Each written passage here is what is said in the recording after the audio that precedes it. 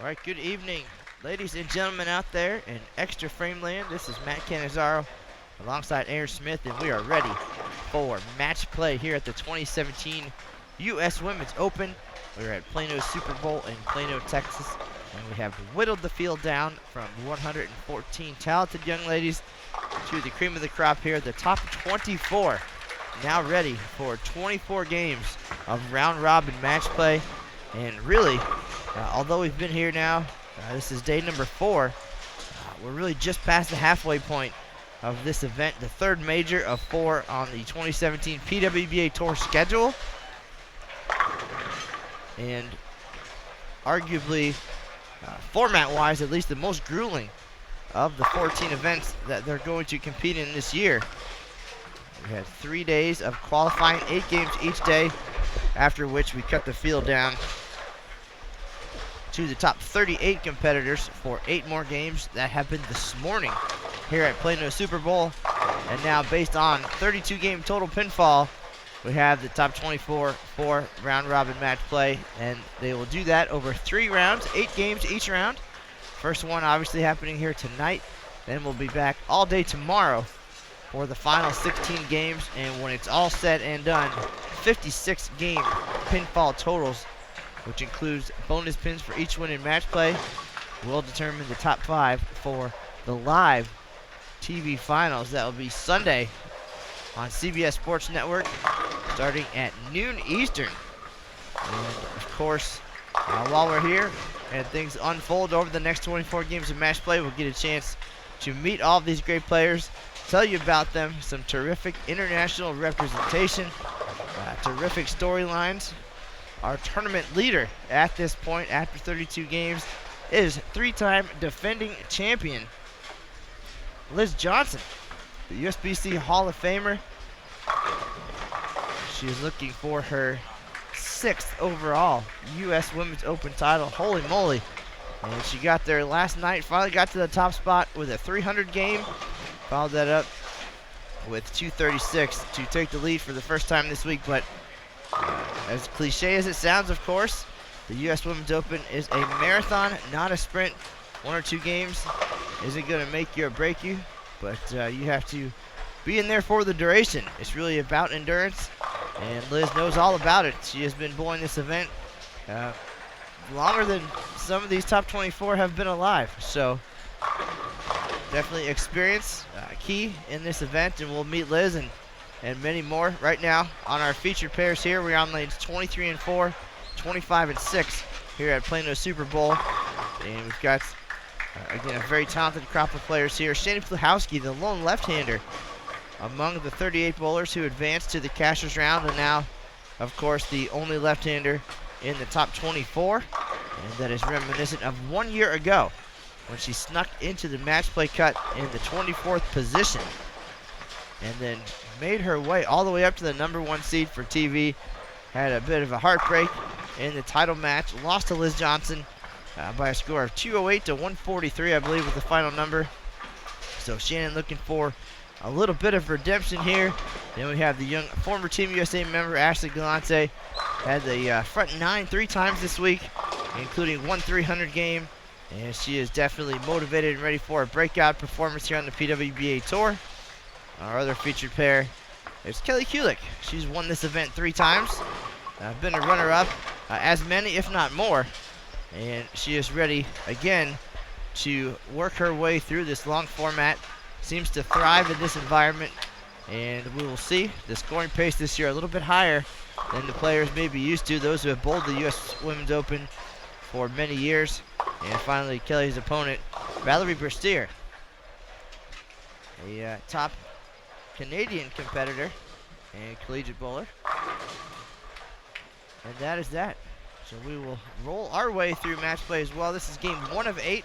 Then we'll call it a night. Back here tomorrow starting at 11 a.m. Eastern for the first of 2 rounds tomorrow. So that's the rundown, all the details. If you'd like to check out more, you can visit pwba.com/live. You can check out the score sheets from the 3 rounds of qualifying as well as the cashers round. And then you can follow along as match play unfolds. If you have any questions for us, we'll go ahead and get everything posted on social media, the official PWBA Facebook page. Generally, we'll have a live now that will tell you that competition is underway, and that's where you can add your comments or questions. Let us know what you're thinking. If there's anything you're curious about, we'll certainly do our best to get those details for you. Otherwise, sit back and enjoy the best women bowlers in the world here at Plano Super Bowl. And it's definitely a talented crop, and we look forward to seeing them move through the house here and telling you about them over the next couple hours. Again, this is Matt Cannizzaro and Aaron Smith. And now I'm going to let Aaron talk a little bit and tell you some cool stuff about what we've experienced here this week in Plano. Thanks, Matt, and welcome everybody back to Bowl TV on Extra Frame for the 2017 U.S. Women's Open. As you mentioned, 32 games in the books, barely halfway though, 24 games of match play, including bonus pins, 56 games the total. These players are looking to get to and be in the top 5. And although they've seen 3 phases of the oil pattern this week, they've seen the fresh, the burn, and the double burn throughout qualifying. This is a little different than the burn they experienced throughout qualifying. These lanes have actually been sitting for about 4 hours now. No re-oil after this morning's cashers round, so lanes are sitting. Oil's going to do things a little bit differently. They're pretty much about an hour in between blocks throughout qualifying, so things moving a little bit slower, a little more time, giving these players a little bit more time to prepare as well as just rest up and get some food, get ready for the next block. Been a lot of games already, and going to have plenty more. Kelly Kulik, as you mentioned, on our featured pairs, no stranger to success here at the U.S. Women's Open. Threw a very nice shot there with minimal success on the end result. Stuff 8-pin, goodness. Kelly enters match play kind of on the barely on the back half of the field in 15th place overall. These matches actually in order for this first round, so way down on 9 and 10 we have top seed Liz Johnson taking on Shannon O'Keefe. These matches in front of us right now behind lanes 23 through 26 are the 13 through 16 seeds essentially. So Shannon Pluhowski 13, Ashley Galante 14, Kelly 15, and Bercier, the 16th player in qualifying. Brianna Cote of Red Rock, Arizona, PWBA champion last year, the last player to get in, fired 245 to sneak into the number. Total of 9 pins ahead of Dasha Kovalova. A little bit of heartbreak there. Started the day with a 137 and ended the day with 137. So for Kovalova, definitely gonna have some time to reflect on that. But a good young player. We're going to see plenty of her. She's kind of coming into her own here on tour, getting a little more experience each time out. A fantastic collegiate player for Wichita State. But definitely learning experience there at the end of the block today. Valerie looking for 4 in a row, getting out to a quick start against Kelly. Splits the 8-9 in the 6th frame. Once again, those bonus points can quickly add up. You talked a little bit about Shannon Pluhowski being the number 24 seed last year, making her way all the way up to the top spot. And when you think about making a run like that, you would expect like a massive win-loss record, going like 16-8, 17-7, something like that for your 24 games. I believe she went 13-10-1. So those pins will quickly just kind of give you a little boost, little boost, little boost. And before you know it, you're right there in the top 5, and who knows, top seed.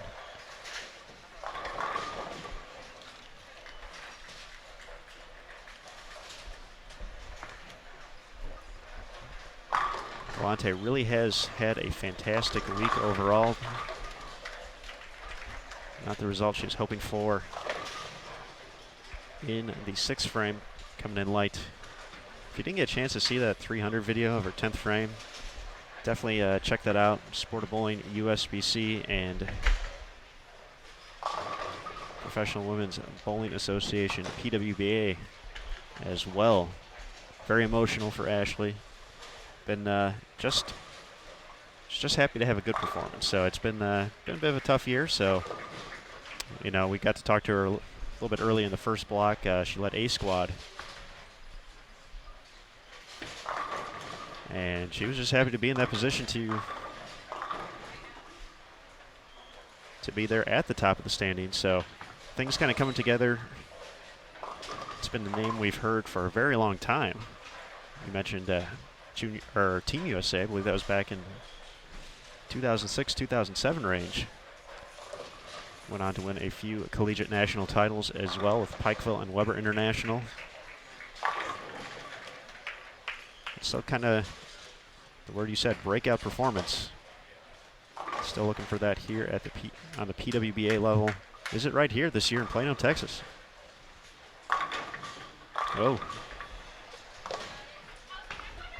7-10 for Bluhowski in the 6th. Her 3rd split so far. Galante had an 8-10 back in the 2nd.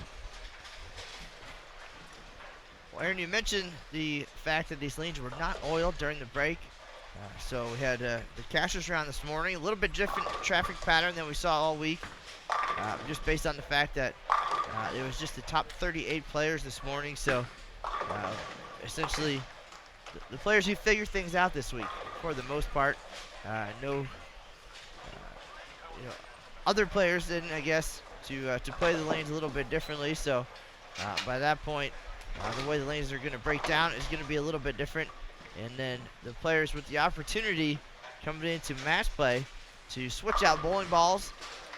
Previously, they had their 8 balls picked for the week, and that was it. So now with match play, maybe get rid of something that didn't come into play or didn't work so well, and make some changes and adjustments as you get ready to come in for match play. And having bowled 32 intense games over 4 days, and then take a 4-hour break, I don't know about you, but maybe for these young athletes, it's a little bit easier, but things seem to tighten up at that point, and hands swell and thumbs swell, and things get sore as you take that break. So perhaps just a few minutes or a game or so to get things loosened up, get comfortable here at Plano Super Bowl. But we'll definitely see. We saw some great scores all day today. It seemed like every time we turn around, somebody had figured out how to throw 8 or 9 in a row, and that's what you'd expect at this point in the event. Again, the best of the best have figured something out. That's how you get to be 500 or 600 over, and I would have no doubt we're going to see some great scores in match play as well. Again, the traffic pattern is going to be a little bit different with just one player on each lane throughout the 24 lanes, so that definitely will be a factor as well. It certainly doesn't take these great players long to adapt, and we're looking at bowlers from all over the world who travel all over the world to compete. By my quick count, we have 8 countries represented in the top 24 right now, and that was from 16 overall, I believe, for the event of the 114 competitors. So just again, another testament of bowling being such a great global sport, and the talent willing to come from far and wide to compete against the best.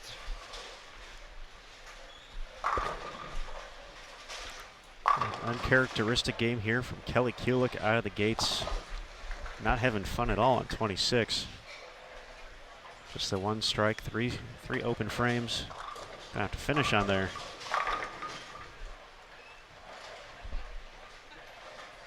It's kind of weird to think about the pace of, I think 56, obviously the marathon, not the sprint. That's kind of the cliche, if you will, where you can't necessarily let a bad game slow you down. Obviously, going to have a lot more to make it up. Of course, the bonus pin is going to be coming into play, and here on 25 and 26, Valerie's going to be taking those home, but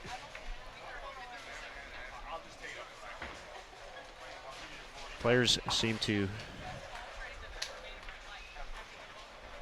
really focus on those last few moments getting into it, because obviously those are the most fresh. But you know, will someone like Kelly look back at the 6th frame where she gave away 2 pins just on the 6-10 of the 6-7-10? And with this crazy format, so many games, so many ways to find and lose momentum. So it's something like that that ends up being the determining factor. Who knows?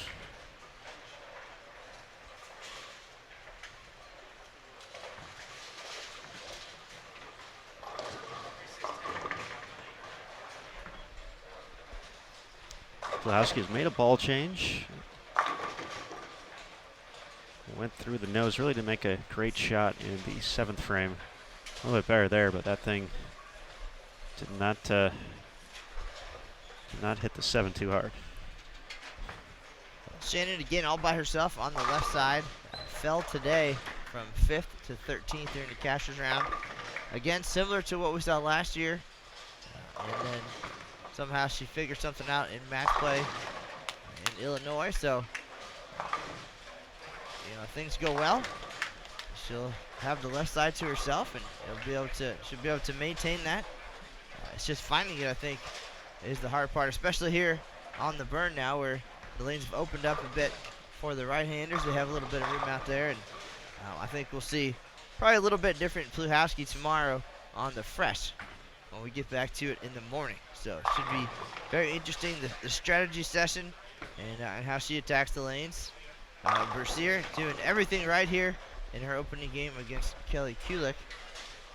That's got to be maybe slightly intimidating, I think, when you make it this far at the U.S. Women's Open, and then first match out is the future Hall of Famer. But Bercier handling things extremely well here. She is no slouch or no stranger, as they say, and about to be in the 250s with one more great shot here, and off to a running start as she tries to make her climb from 16th place up to the top 5 for Sunday's show.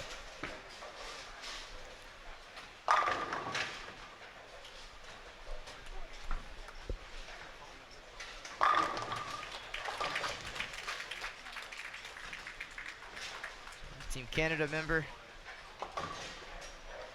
will be in the 250s with count here on the fill, get the 30 bonus pins, and that would be a nice little move, I think, in the standings to be plus 86 to open the day. Kelly now just going to try to get everything she can and focus on her next match. Maybe try something here, maybe not. Maybe just go out there and get all she can and move on, because the bad games are going to come. It's just a matter of keeping the bad ones as high as you can. Looking around the house, pretty good match. One pair to our right, Julia Bond and Leanne Halsenberg. Bond was running into, or had a chance to get into the 270s heading into the 9th. She split, was unable to convert, but has thrown a double. She can max out at 241. Best Halsenberg can do 237, so just counting for Julia. We'll give her an early win.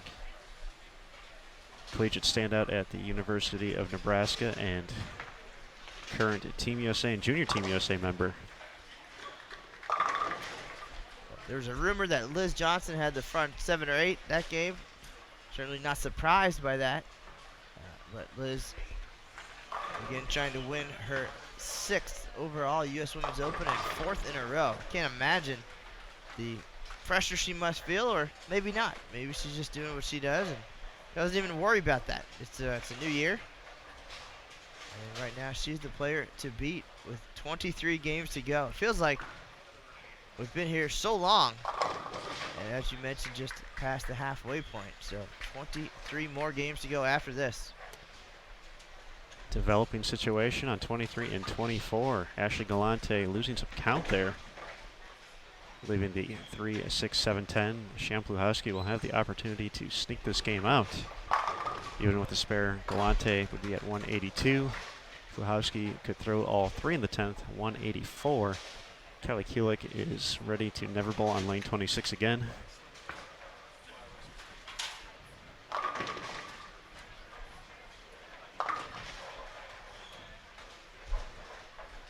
So a little bit of early drama here in our opening match. Blahowski will need a double for sure. And again, it won't be a huge victory, but those 30 bonus pins will certainly help minimize the loss here in the first game. 7-10 and flat 7 last 2 shots, and does what she needs to do.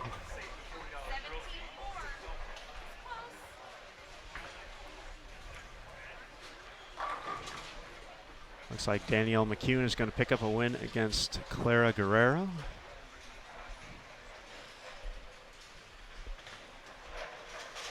Liz Culkin going to sneak out a win against Verdi Crawley, a relatively low scoring match over there.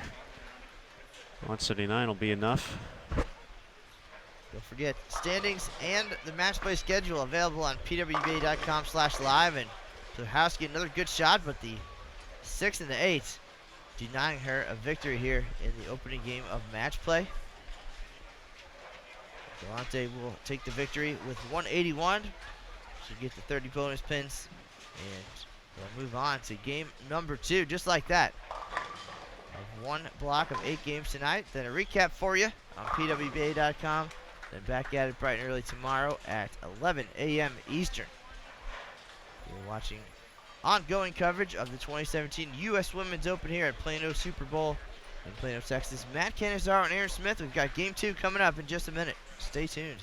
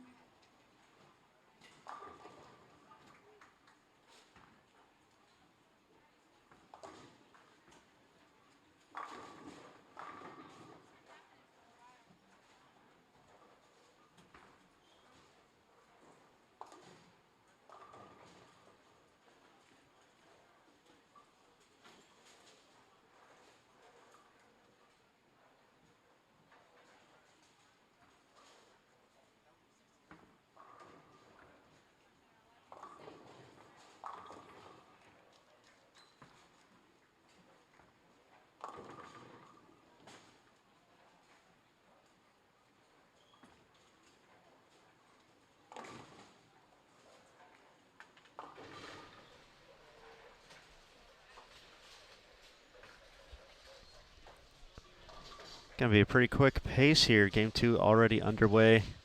Featured matches on 23 and 24. Stephanie Johnson taking on Liz Culkin, our day 1 leader here at the 2017 U.S. Women's Open.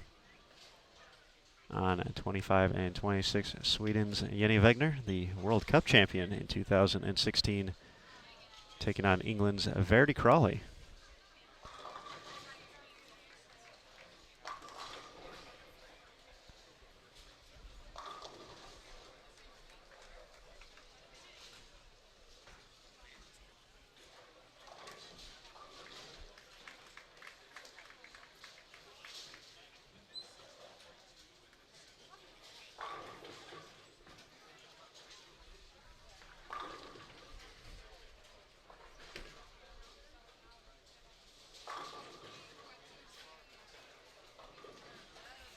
For those of you just tuning in, match play, this is the opening round. We'll have a total of 3 of them, which will include 24 games. So we have 24 players left in the field. So there's 1 game against each of the remaining competitors. And when we get to game 24 tomorrow night, that will be a position round based off of players' spots in the standings, which includes 55-game total pinfall, including bonus pins here in match play for victories. 30 for a W, 15 for a tie, 0 for a loss. And then after that final position round, game 56, we'll know our top 5 for TV, noon Eastern on Sunday, CBS Sports Network, the place to be. We'll be taping a total of 4 shows. U.S. Women's Open will be live once again at noon Eastern, 11 local time here in Texas. We'll follow that up with the PWBA Orlando Open, the PWBA St. Petersburg Clearwater Open, and wrap things up with the nationwide PWBA Rochester Open. Danielle McEwen, the common factor in all 3 of those shows, has made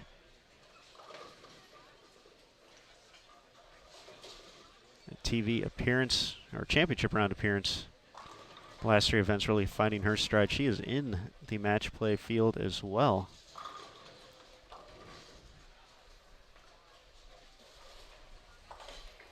Danielle started off match play in, let's see, 19th position. You're plus 642.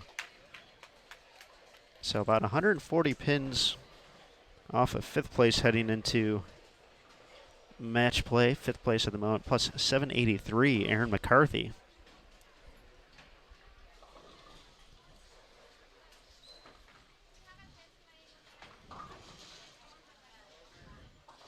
But that is the great aspect of round robin match play.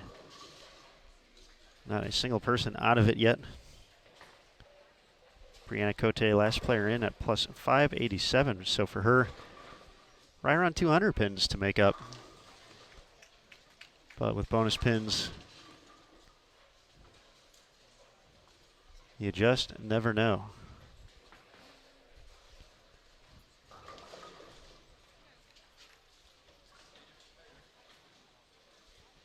Stephanie Johnson going to be a part of the PWBA Orlando Open show.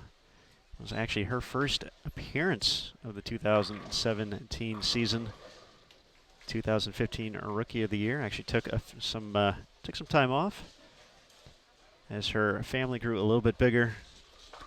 Welcoming daughter Kenzie Rose to the family along with husband Chris. Joined their son Levi. So Orlando was a homecoming in its own right for Stephanie, a collegiate standout at Central Florida, so very familiar with Boardwalk Bowl. Then again to come back to Texas here. She's now from McKinney, not too far away from Plano. She actually works here at the center. So definitely there was a hometown favorite. Stephanie would be it. So already 1 show in the books for her. Great performance overall, very consistent for the 13-time Team USA member. On her way to match play. So I mentioned Liz Culkin was our day one leader.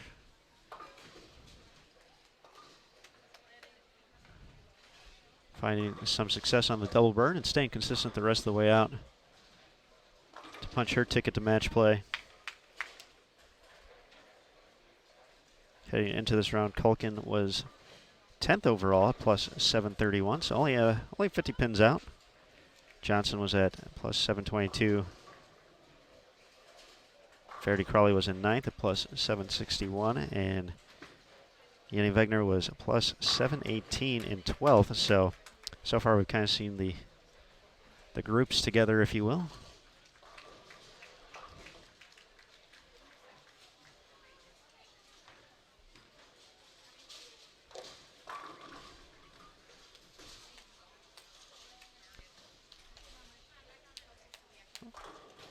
Valerie Bercier taking on Shampluhowski, one pair to our left, one pair to the right. Sandra Gongora against Brittany Smith. Brittany hit a 300 earlier today, as did Daria Payuk.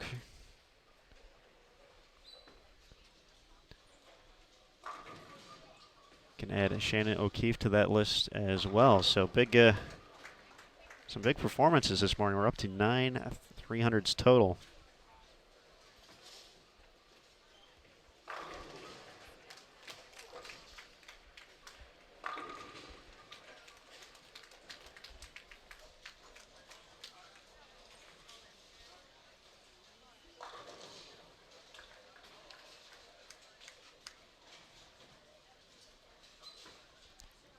Some other ongoing matches to our right, Giselle Paz.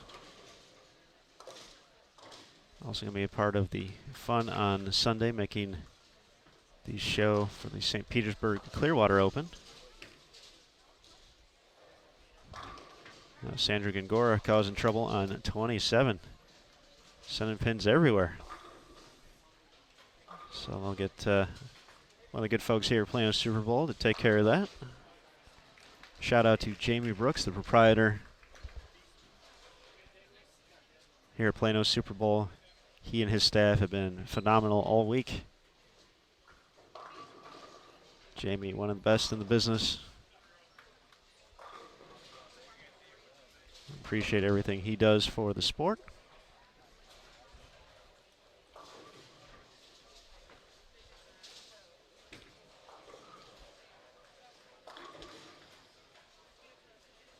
Culkin looking for 4 in a row, leaves the 4.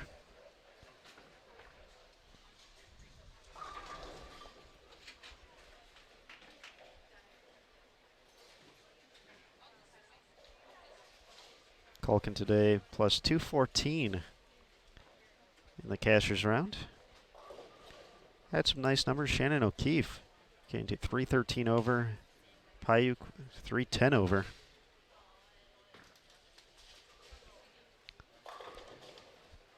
Liz Johnson 276 in plus category.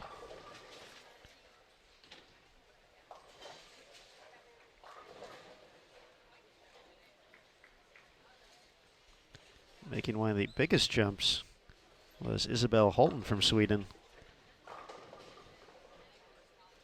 who was, I believe, 37th out of 38th. One of the last players to sneak into the cut, or she actually might have been the cut.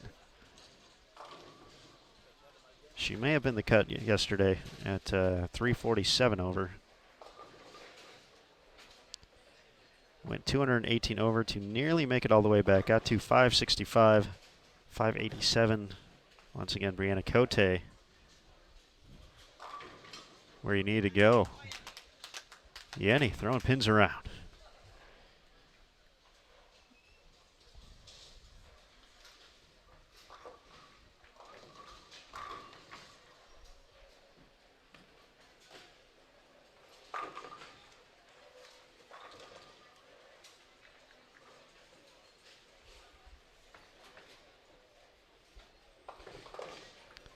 All right, looks like we have some numbers up here. You can find them on bowl.com or pwba.com for standings. That's where I'm getting them from. Liz Johnson continuing to lead. She shot 265 in a win over Shannon O'Keefe. now at plus 1,093. Only player better than plus 1,000. O'Keefe holds on to second, plus 980. Jody Wessner, plus 968. Payuk, plus 873. And a big 255 from Nicole Trudell jumps her into fifth at plus 866.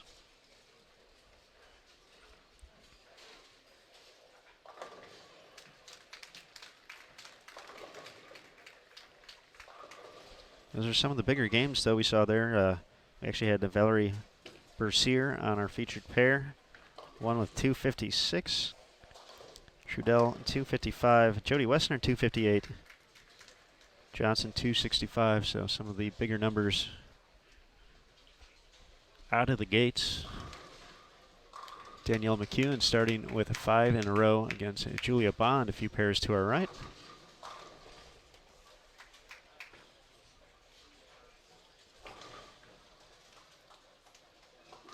Oh, great try there by Liz. Sends the 2 in front of the 10, though. Don't know how it didn't connect.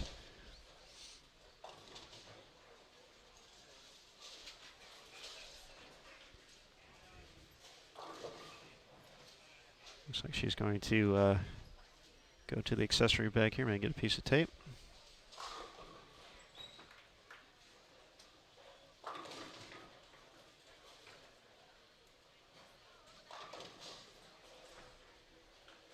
Actually, looks like a retaping on her fingers there, so something with the feel just not right.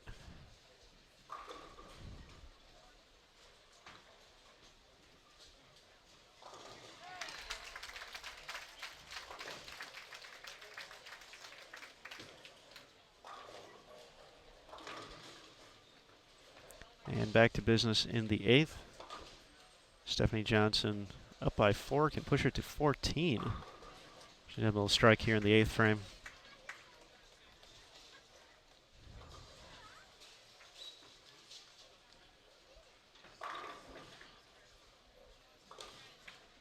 Nice shot from Crawley, but still finds herself down against Wegner.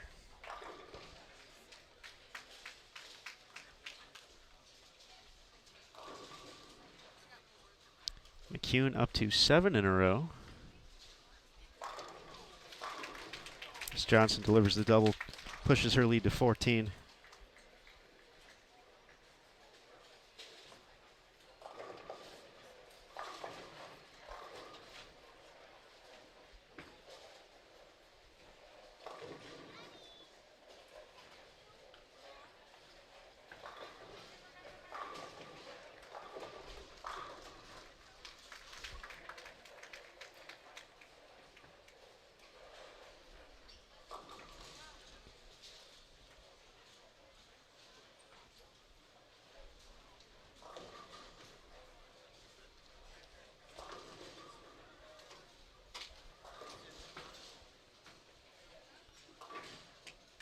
Shot goes through the break point. 2-pin in the 9th for Johnson.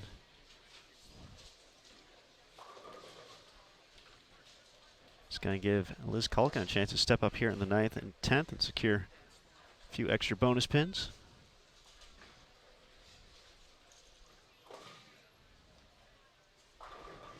It's amazing how quickly these matches can go in one player's favor or another.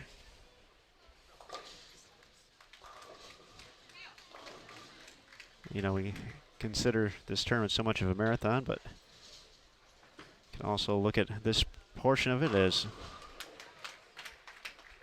24 tiny sprints. Something that I never was particularly even remotely good at, so probably why I'm on this side of the camera, which is a good thing.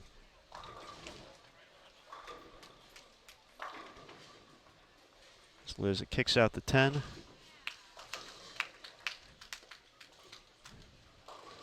But obviously these players get a lot of opportunities throughout the year to compete head-to-head. Probably has just become a second nature at this point.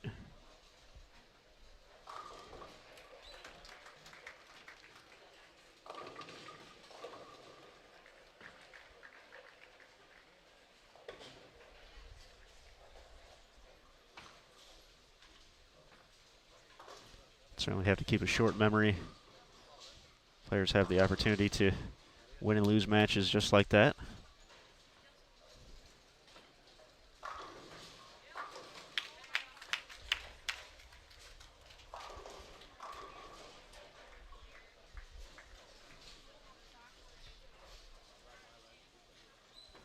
This right lane has been giving people fits today.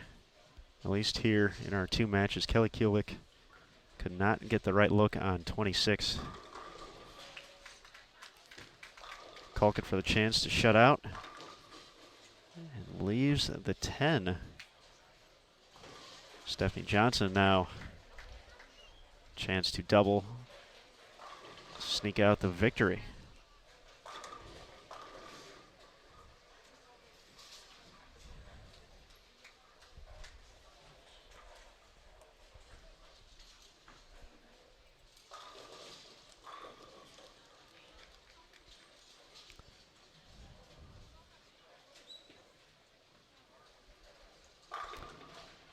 I talked to Shannon O'Keefe yesterday here on Extra Frame. She made a point about mentioning that most of the right lanes tended to hook more than the lefts throughout the house. There's 1 or 2 pairs, I believe she referenced 13 and 14 specifically, where that was the opposite.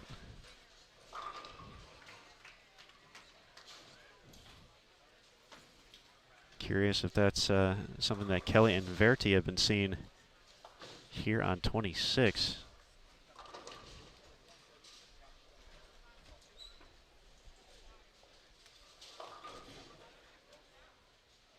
So 210 in the books for Culkin.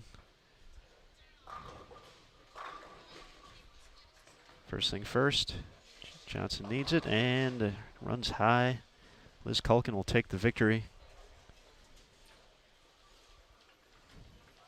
Strong finish, strikes in the 8th, 9th, and 10th. She's going to add plus 40 to her total.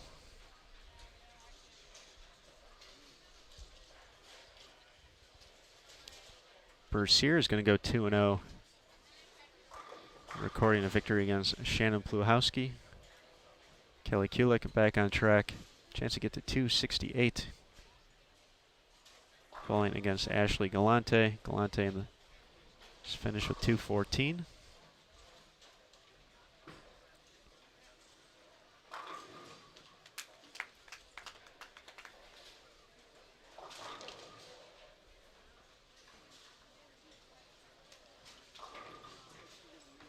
Brittany Smith can max out at 208. Sandra Gongora have the chance to throw the first strike in the 10th.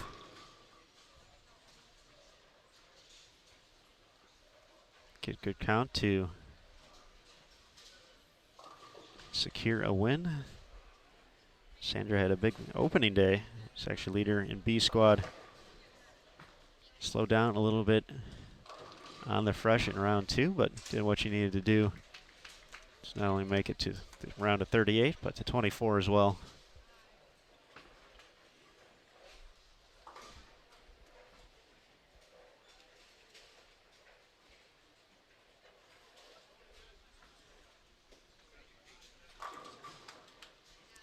Now you can see the 10 pin standing to the right of your screen.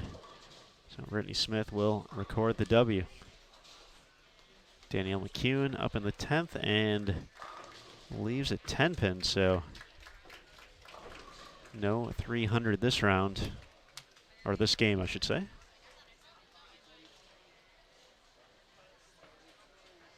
Jenny Wegner 224, Verity Crawley 159. So Wegner will go 1-1 now for Crawley, 0-2. Liz Culkin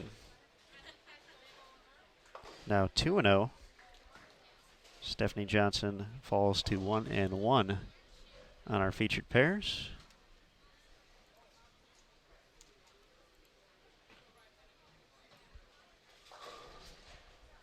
So just about everyone through 2. Game 3 will be here before you know it. Bowl TV on Extra Frame, opening round of match play. The 2017 U.S. Women's Open taking place at Plano Super Bowl in Plano, Texas. My name's Aaron Smith, Emil Williams Jr., and Matt Cannizzaro, along with Jason Thomas in the house. Perhaps we'll see about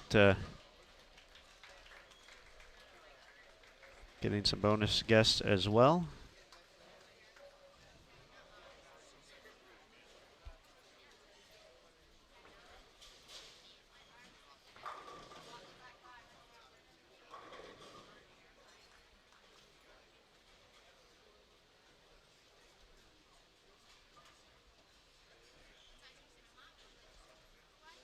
Looks like Brianna Cote is going to get the win against Giselle Pass.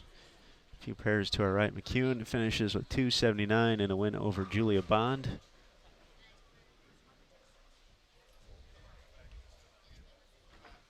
Shannon Pluhowski wasting no time, getting going here.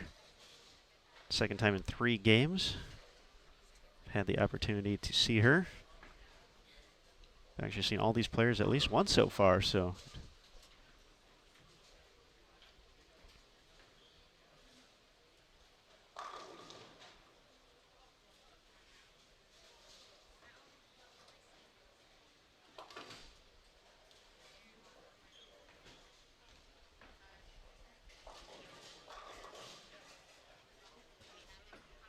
only 12 pairs left in play. 9 through 34. 21-22 has been the down pair all week. So we're split up 6 and 6. Some of these players will get very familiar with each of the pairs throughout the house. I've already seen them quite a few times throughout qualifying.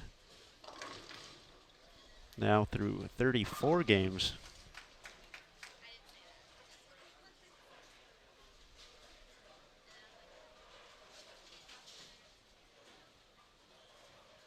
So Kulkin and Pluhowski on 25 and 26. Wegner and Kulik. 23 and 24.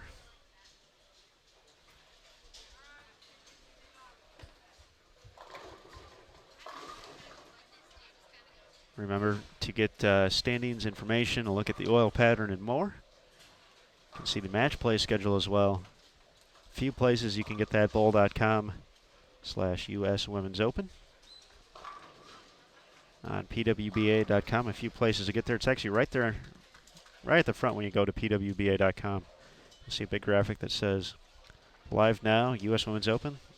It's one place to go. If you want the shortcut there, that's pwba.com/live. You can also go to the schedule page underneath tournaments to find the US Women's Open, all the standings and more, schedule, all the good stuff available right there.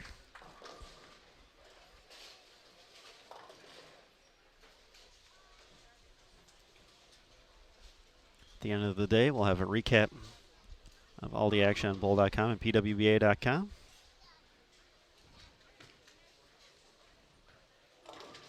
So we begin to get a clearer picture towards the top 5.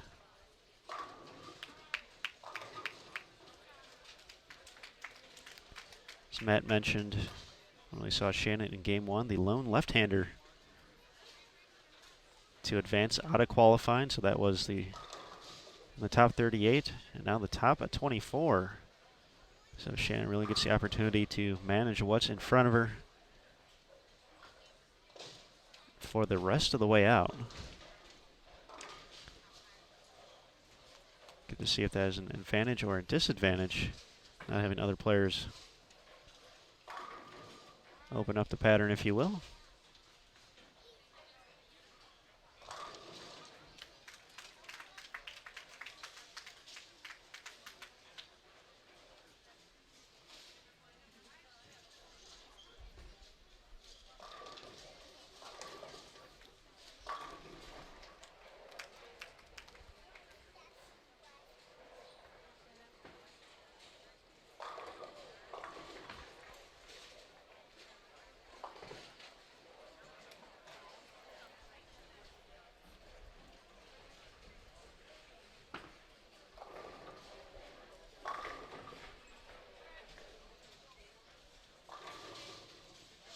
Liz fresh off the win against Stephanie Johnson, 4 for 4.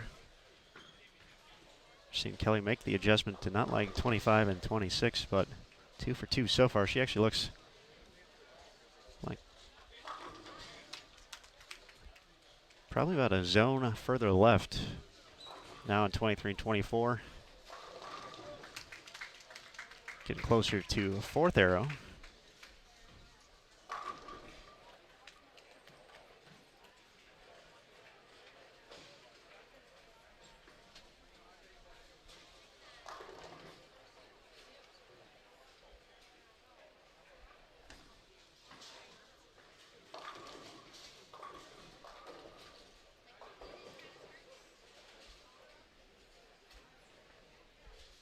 Of course, being here in Plano, Texas, not too far away from the International Bowling Campus, home of the USBC as well as the BPAA. Some excitement going on over at the IBC this weekend as well. I'd like to give a shout out to the USBC Association Leadership Academy. They're actually tuned in right now at 621 Six Flags Drive in Arlington. So thanks everyone for joining us. Thanks for everything you do to help build a future for the sport as well.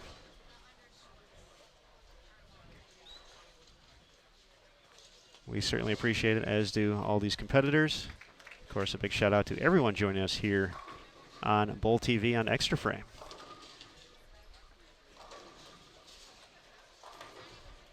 Some other matches in close vicinity. Verdi Crawley and Ashley Galante to our left on 19 and 20. Brianna Cote and Danielle McCune. McCune fresh off the front 9. Away to a 279 victory over Julia Bond. Leanne Halsenberg and Brittany Smith. Sandra Gongora against Clara Guerrero.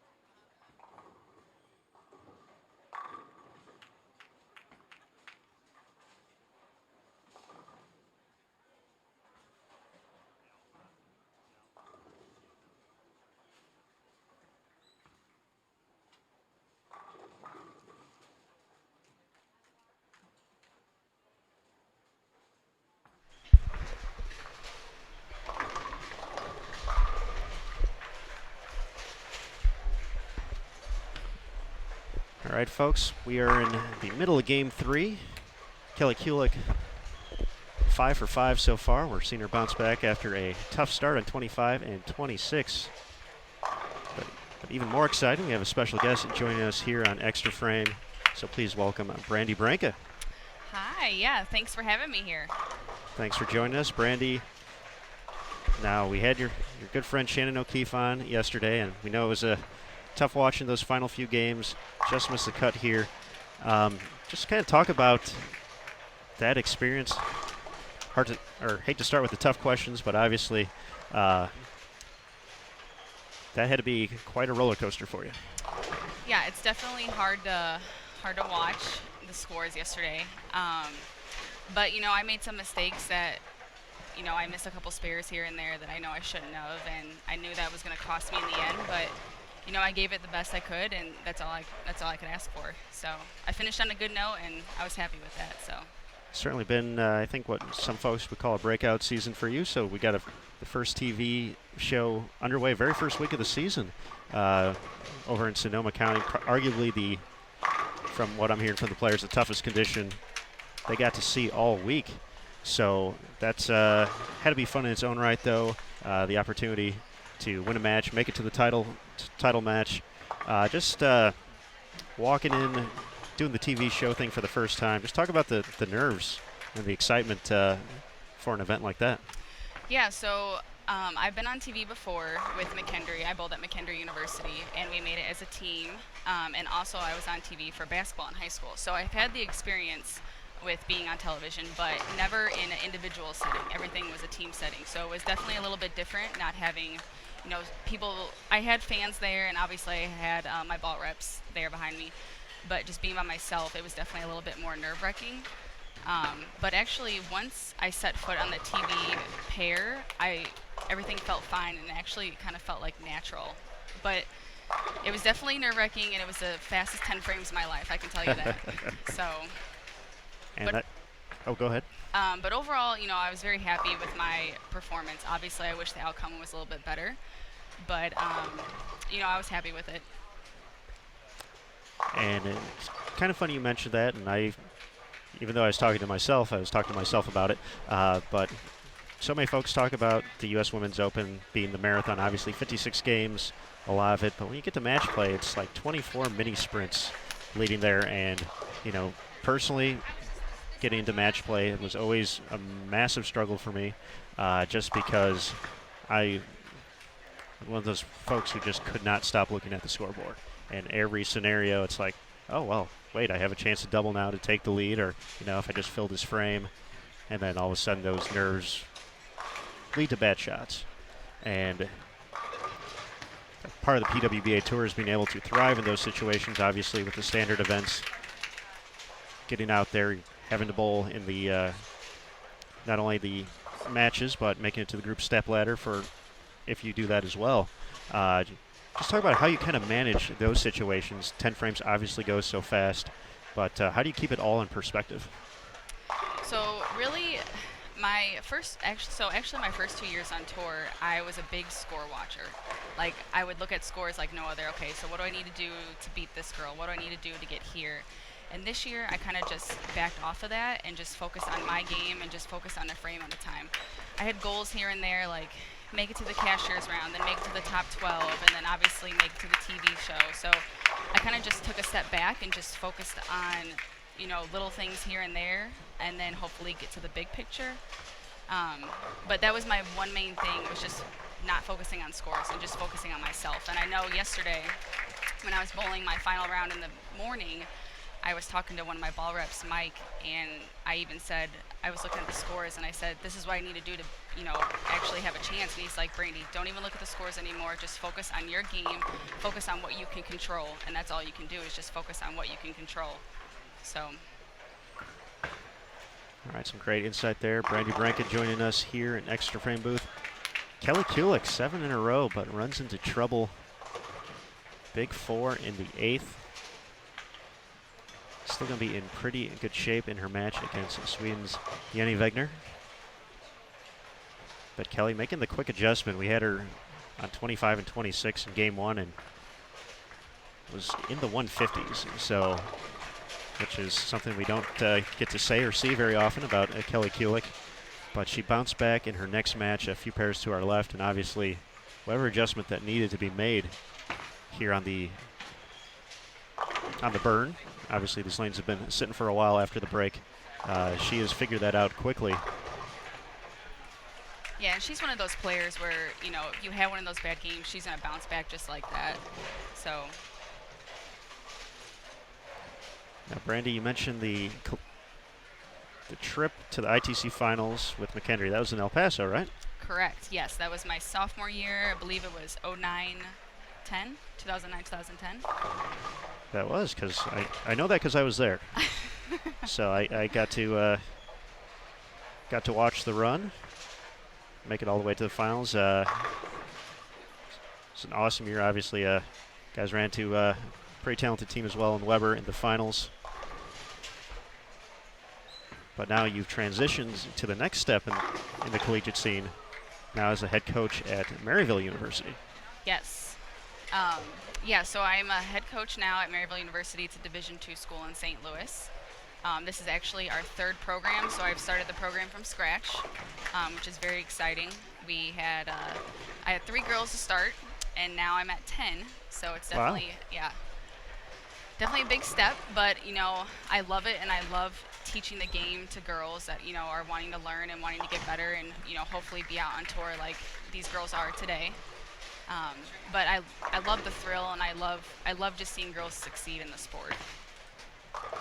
Now, was this something you kind of naturally fell into, or how did you kind of pick up the coaching aspect of it?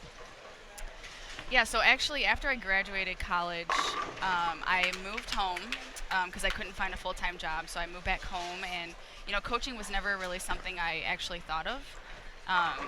So actually, I think it was like 3 years after I graduated, I get a phone call from the AD at Maryville University saying that Shannon O'Keefe referred me to the job. And I was like, oh, interesting. And he goes, if you're interested, take a look at the school, apply, and then we'll talk then. So I was like, you know what, I'll just apply for it. I have a pretty good background in bowling, and, I'm still bowling here and there. And, I applied, came down for an interview, and maybe a couple weeks later, I got the job. So it was like boom, boom situation. Well, very cool, and a big thank you as well for helping the next generation. I'll get this out here. Next generation. There we go. Find their passion in the sport as well, along with getting an education. So definitely thank you for the time and effort that you put into that. Definitely. I love it. I love every second of it. Shannon Pluhowski's going to capture the win here. Going to be in the 250s against Liz Culkin. Shannon, the lone left-hander left in the field, so she really gets the opportunity to manage the rest of the way out. Worked for her last year, came from 24th all the way up to the top seed for the TV finals, and we'll see if Shannon can do that again. Finding something she liked here in 25 and 26, finishing with 257. Yeah. Liz Culkin at 215, so quick plus 100. Or not quite, 87, there we go. Plus 87 for Pluhowski. It's amazing how quickly the pins can add up, and that's, I think, one of the exciting parts for us is that there's a big applause there for Stephanie Johnson, a few pairs to our left. Yeah, it's a big match between her and I think Valerie. Yep. So Stephanie pretty much needed the first one in the 10th, and Valerie got to 245. Stephanie can still get to 269 with 2 more. Yeah, there's been quite a bit of high scores here at the U.S. Open. So definitely a little something possibly out of character, but regardless, scores being higher or lower, the fact that you had to go out there and compete 3 different phases of the oil condition, of course moving across the house and still having to figure out the right look, whether it was the right equipment, right way to carry, whatever tricks in the bag were needed to put everything together. Still needed to consistently do that over the course of 24 games. And yeah, definitely still needed to make some good shots, and only being limited to 8 bowling balls, that was a tough thing as well. But if you make it to the match play round, then you're able to swap out a ball if you would like as well. So for you, how was that? Obviously a little different when you're at the regular stops. Can kind of go as you please with equipment. No, you just had the 8 to pick from before you started your first day back on Tuesday, seems like weeks ago. But just what was, how did that kind of change the mindset for you as well, talking with your ball reps and just kind of figuring out how you wanted to attack what you had out here for 3 days? So during the season, I actually had a core group of bowling balls that I use. I didn't really use, so I had about maybe like 12 to 15 balls out on tour with me this year, but I stuck to probably the same 6 that I use every tournament. So I guess picking 8 bowling balls for me wasn't that hard of a deal. It wasn't big of a deal because I knew the 8 I felt most comfortable with, and we actually ended up drilling a bowling ball for me as well, the Phenom Pearl, something for the burn that I may have needed. But for me, picking out the 8 wasn't a difficult thing. So. All right, game 3 in the books. Match play definitely moving quickly here. The 2017 U.S. Women's Open. Game 4 going to be coming up next. Joined by Brandy Branca, runner-up finish at the Sonoma County stop. Head coach of Maryville University. So Brandy, this how would you kind of characterize the season for you, just kind of looking from start to finish? Hard to believe it's already over. Essentially, we've gotten to the last tournament here at the U.S. Women's Open. And just kind of talk about your season. I came out with a really strong start. I made a TV show in the very first tournament, and one of the hardest tournaments, and something I didn't actually expect. When I showed up to Sonoma and I saw the tournament pattern, I was like, oh crap, this is going to be tough.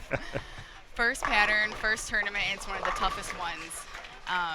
So definitely was very nervous. Very, I know I had to make pretty good shots that tournament, but overall, I think throughout the year, it's been, like I said, one of my best years yet. Unfortunately, I didn't make the U.S. Open cut that I would like to have, because I know I was very close with points for the, Tour Championships, and that was one of my goals to make. But unfortunately, I fell short. So, just motivation into next year, to making that Tour Championship and, winning a PWBA title. So. Well, I got to see a glimpse, of course, going back to Sonoma County, and definitely won't be surprised when that day comes. All right, looks like we know a few folks heading our way. Stephanie Johnson and Ashley Galante going to be facing off next on 25 and 26. Verity Crawley and Valerie Bercier up on 23 and 24. So we're going to wait for them to get going here. But everyone hang tight. We'll be back with Brandy Branca coming up next here on Bowl TV on Extra Frame. So everyone hang tight. We'll be right back.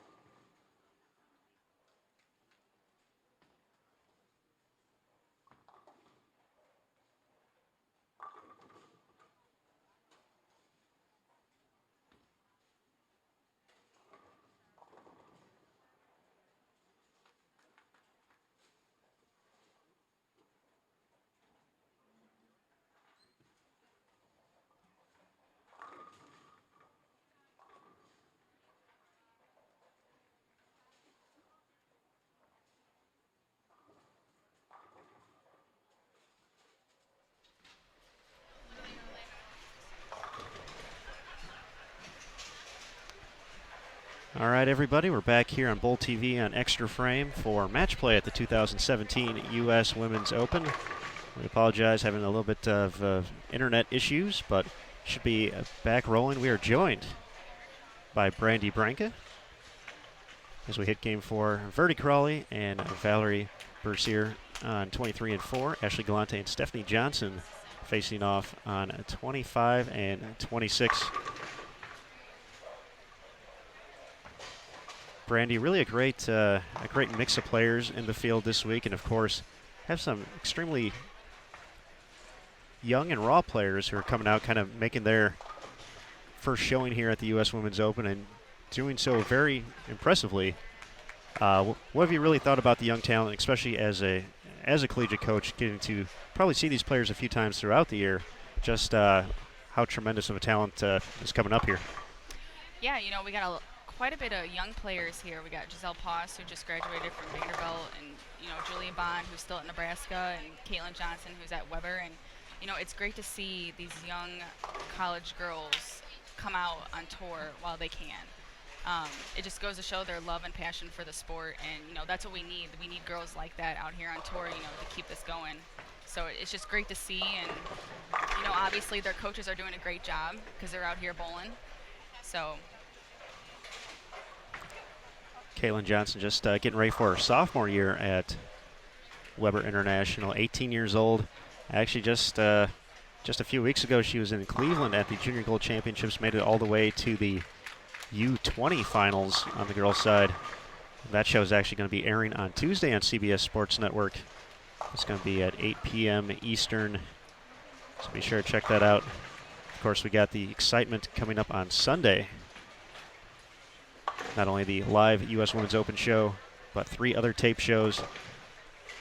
Now, Brandy, I know, or I'm pretty sure you kind of came in late for your TV show because we had the Queens going on and you weren't there for the Queens. So how did you kind of prepare, just kind of going straight into the TV show? Yeah, so actually funny you asked this, I was on vacation. So I planned this vacation like 3 years ago to go on a Disney cruise in Disney World.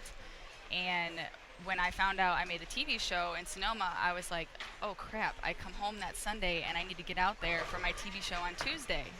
So actually I did not practice in Florida because I was on my cruise and I was at Disney World. So bowling balls was not on the plan to have. Mm-hmm. So I literally got home Sunday, flew back out to Baton Rouge Sunday night, and I just practiced that Monday. And then obviously practiced that Tuesday for my show, and that was about it. That's pretty much how I prepared. But I felt pretty confident going into it. Obviously the result wasn't what I wanted, but at that point there was nothing else I really could do because I didn't want to cancel this vacation that I had planned. So. Of course, that's and how was it? It was great. I've never been on a cruise before, so I suggest if you want to go on a cruise, the Disney one is the one to go on. All right, there you go. Recommendations. I personally have never been on a cruise, so now I know where to start at, so yes. That's the way to go. Ashley Galante out to a quick start, 4 in a row against Stephanie Johnson. Verdi Crawley, 3 for 3. Yeah, both these girls, Verdi and Ashley, they've been having, especially Verdi, has been having a great year so far, making 2 TV shows. And then Ashley, this tournament, she's bowling phenomenal. Shot 300, so she's doing great. Yeah, that was a point we actually had Ashley on for our first game, and yeah, she's been impressive throughout the week. So a player who probably's had a lot of pressure on herself over the course of the years, was just kind of a name that was out there as a very strong youth player. Moving up to the collegiate ranks and finding success, and then having the opportunity to wait a year or 2 before coming out here on tour, and still kind of waiting for that breakthrough performance, if you will. And who knows, this might be it this week. Yeah, she keeps bowling like this, she may be in that top 5 for that TV show.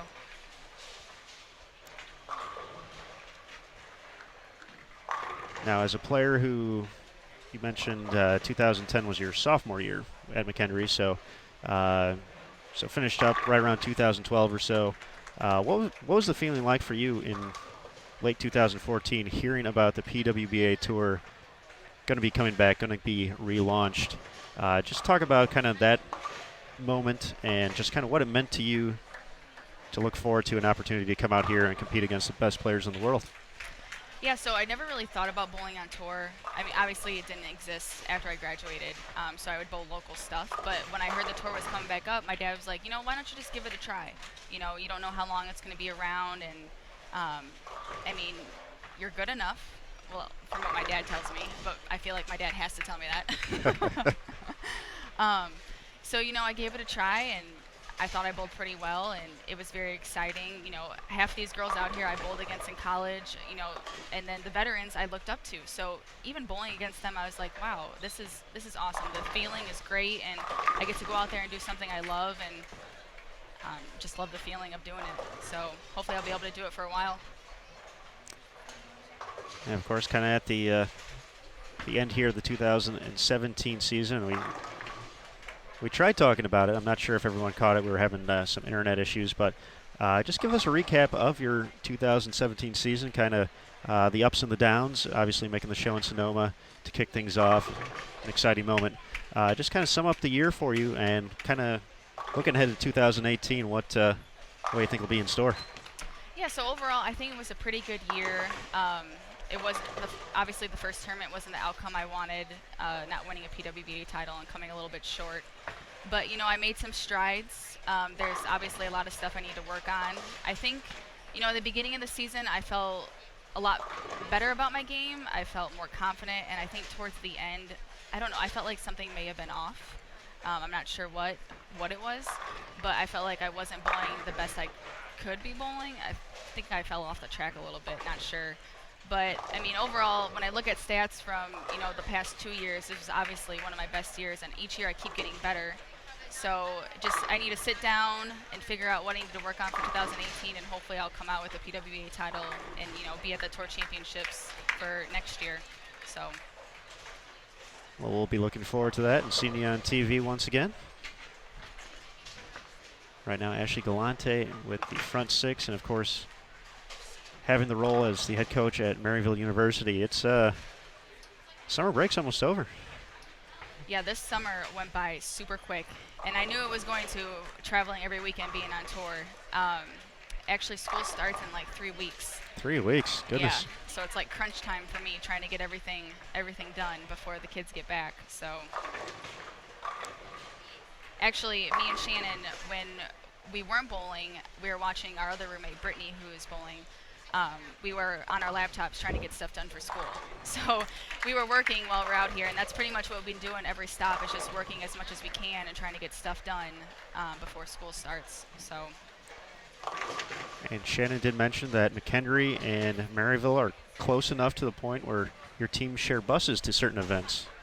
Yeah, we're about 45 minutes to an hour apart, school-wise. So every tournament that we go to, we try to travel together. Definitely cuts down on costs. And, you know, they're a great group of girls, and, you know, I think I have a great group of girls, and we get along very well. And it's nice to have those friendships, you know, from different teams and create those bonds. So.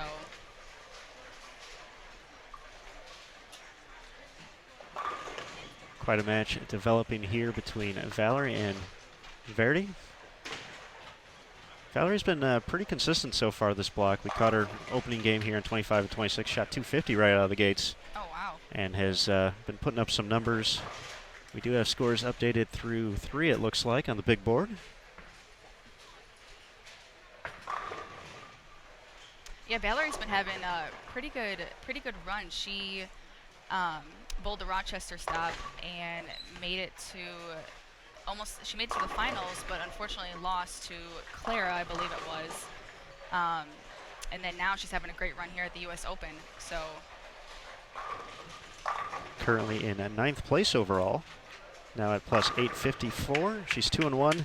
And shot 726 for 3 games though, so she's definitely found something that she likes out here. Yeah. Averaging better than 240. Liz Johnson still leading the way, plus 1126. Jody Westner is now moving into second. 1,056 over Shannon O'Keefe. 1,018. Those are the only 3 players who have cracked the 4-digit plus mark. Yeah, that's crazy. You wouldn't think of that at a U.S. Open. Definitely was not expecting that, but that's what we got out here. So the players have adapted, knowing gonna have to find ways to stay consistent in different ways, whether it's the grind of shooting spares and getting 190s and 2-0s, or finding ways to put together, 5-bagger, 6-bagger here, or Ashley's quick case, front eight. Yeah. So she's she's had the front 9 3 times this week. Yeah. Connected for 1-300, and we're 2 shots away from having it one more time. Yeah, this morning she almost shot 300, I believe. So this is the part where I have to text the whole group so someone will come out here and videotape it when it happens. So don't mind me.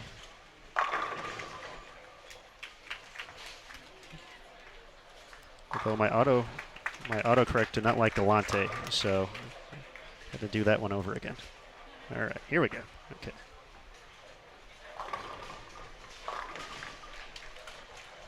So Ashley in great position to take the 30 bonus pins here.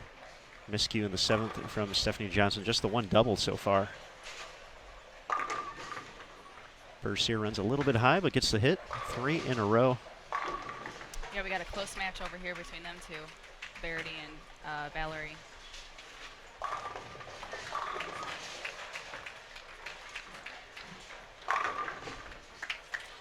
Looking around the house. Looks like a pretty good match going on between Liz Culkin and Kelly Kulik. One pair, or I guess technically 2 pairs, but 1 pair in play to our left. Culkin can get to 258. Max score for Kelly, 245 as they make their way to the 10th frame. Ashley Galante now lining up, looking for 9 in a row.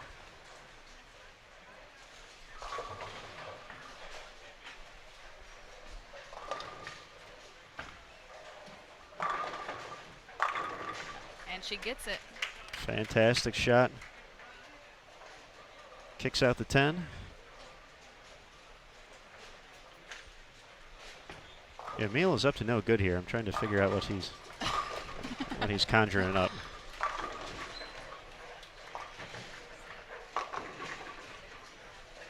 Crawley was looking for some push there, did not find it. 4-7-10 in the 8th. Bercier in good position to take advantage. Right now, it's the Ashley Galante show on Extra Frame.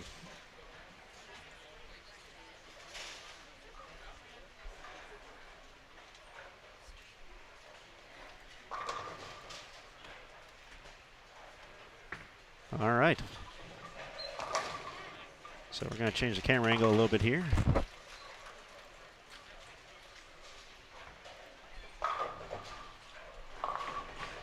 So this is actually Jason Thomas's camera. So this is the look that you see on the Facebook posts on USBC and PWBA. Ashley Galante looking for 10 consecutive strikes. Yeah, for her second 300 of this tournament. Looks good. Oh, Get the come on.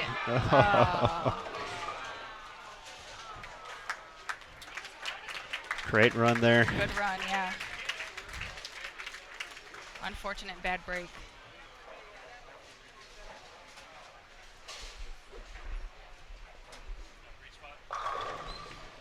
Well, Ashley Galante couldn't have thrown it much better than that. Even the score monitor thought it struck, so we'll have to get that 9-pin reset.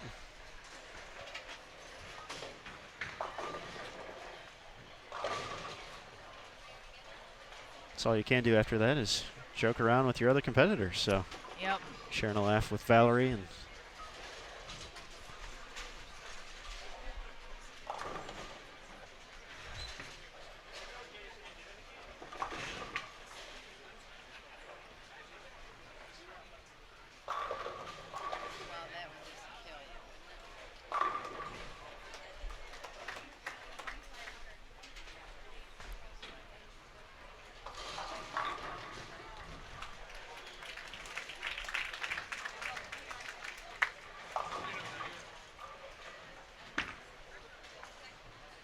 So no problem on the spare. Ashley Galante going to be in the 270s. She had actually fallen a few spots, so was 1 and 2 in match play, just 585. So this is going to be a swing in the right direction. Yeah, this will definitely bring her back up. Not gonna lie, this is the first opportunity I've had. Usually, Emil Williams Jr., the man here out on the PWBA tour, taking care of business here on Extra Frame. So I get to watch every once in a while, and I will admit this is the first opportunity I've had to see Valerie bowl. But I've been very impressed so far in the small sample size, and she is she's going to be a name on the list I'm going to be looking for now. She will, yeah. She's a great little player, very simple game.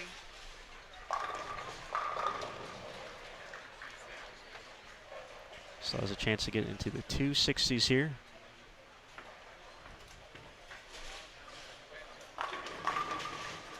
Ooh, almost pocket 710. Nearly big time trouble there, but she'll take care of the single pin. Get into the 240s. Going to have the win regardless. Now, oh, go ahead. I was going to say, one thing I've seen a lot of is a lot of pocket 710s this week. Have seen a few pop up here, especially on 23 and 24, just in the blocks I've covered, that they seem to find their way to sneak in a little bit. Yeah. A momentum changer for sure. But luckily for Valerie, that pesky 7-pin didn't want to stand anymore.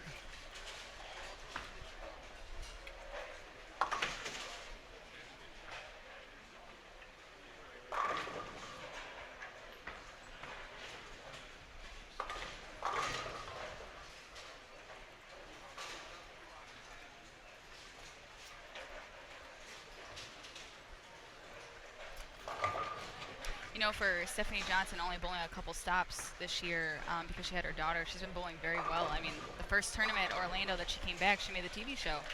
And now she's bowling well here at the U.S. Open. So I definitely have to give her some props for not bowling as much this summer on tour. And she comes out the last couple tournaments and she's bowling very well. Has been fun to see Steph make it back, the 2015 Rookie of the Year on the PWBA Tour. And yeah, it was kind of one of those things where we were all kind of waiting around, like we knew it was going to happen at some point. Wasn't sure if it's going to be, maybe the whole season, but glad we got to see her for the back half here. Of course, I'm sure a little bit of motivation to get here to the U.S. Women's Open. Hometown favorite. Oh, yeah. Also works here at the center.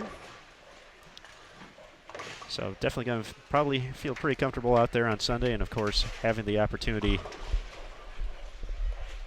to bowl here throughout the week. Yeah, definitely. It's always nice bowling in front of your family and friends, having that support system. So I'm sure she's very, very thankful for that. Valerie finishes with 248, so she's going to be continue to creep closer to the top of the standings. I mentioned she was already up to 9th place at 854, so that'll put her above 900 plus. Yeah, that would definitely get her back up in the standings. Another player who's put on a pretty impressive showing this week, and a newer name for me. This is really the first full opportunity I've gotten to watch her bowl, is Nicole Trudell out of Connecticut. She's actually just outside the top 5 at the moment, in 6th place heading into this game, plus 915. Yeah, she bowled I believe it was the Rochester stop, because I'm pretty sure I crossed with her, and she bowled very well at that tournament too. I can't remember if she made top 12 or not, but she had a good performance as well. And now she's bowling well out here, so props to her.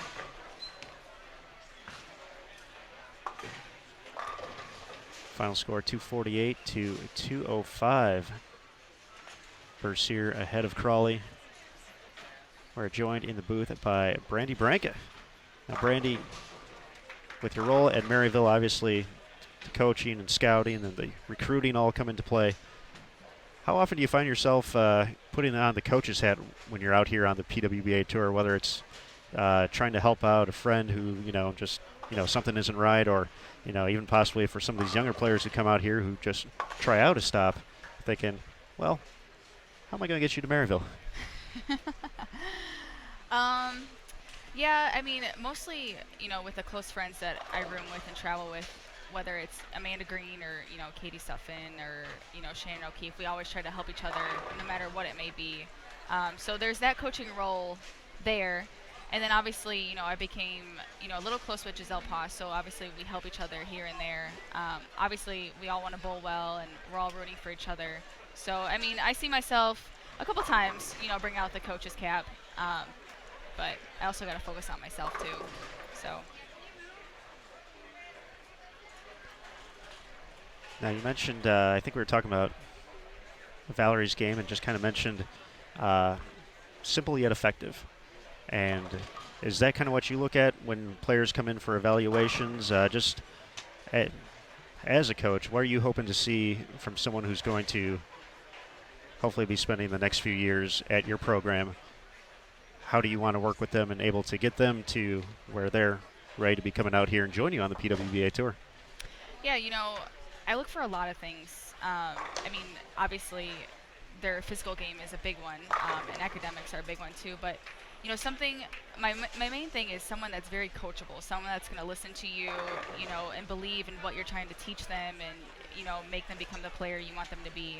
But actually, all my girls are pretty much simple players. And, they don't have a lot to be, I mean, there are little things here and there to be fixed with their game, but nothing, too dramatic. And that's what I really look for, someone who, understands the sport patterns, understands, the moves, and understands little things like that. Because if you bring someone into your program who knows, obviously, nothing about the sport, you got to start from square one, and that's something that you don't want to do. So.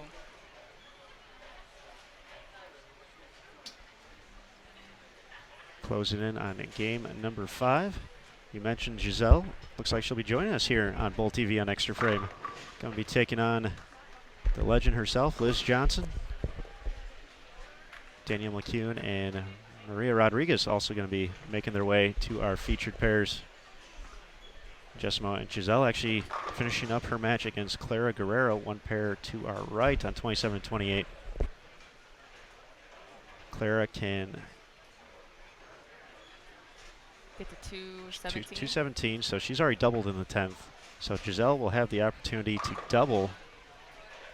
To take the win. To take the win on a spare in the 9th.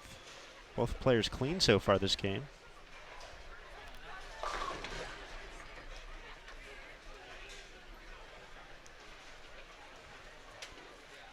So 216, the final total. So Giselle will need both of them. Yep, she'll need the first two to shut her out. I would switch the camera we have set up over there, but we have a gaggle of ball reps perfectly positioned in the way. So we will we can still watch it on the far right of the screen.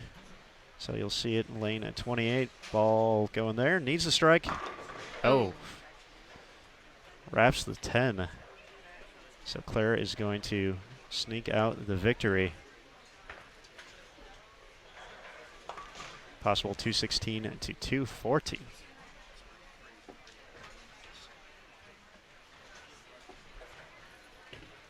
Yeah, we're going to have a good couple matches up here on the live stream pair.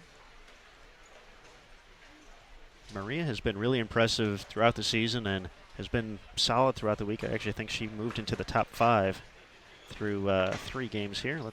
Yep. Currently at after 3 games of match play, she was at 929 over. Yeah, she's been bowling very well all season.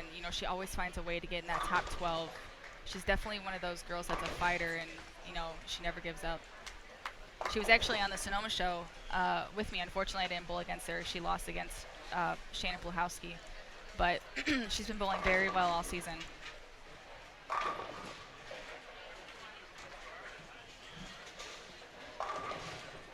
Here's our first look at the busiest young lady on Sunday, Danielle McCune. Back-to-back-to-back shows. Yeah, 3 shows in a row. That's phenomenal.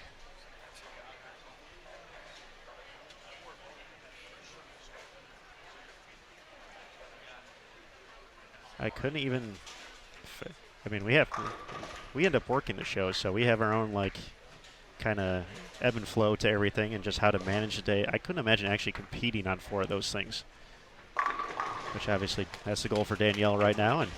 But just to kind of manage the emotions of it all, if you have one bad show perhaps, or, you know, first show out of the gates doesn't go so well, does it affect you the rest of the way out? How do you manage that? Just couldn't imagine, obviously, the physical toll of performing under the lights of TV, but just the mental toll as well. It would have to be, would definitely have to be at your sharpest mentally to really do what you want to do, which is win every show. Yeah, 3 different shows on 3 different patterns. So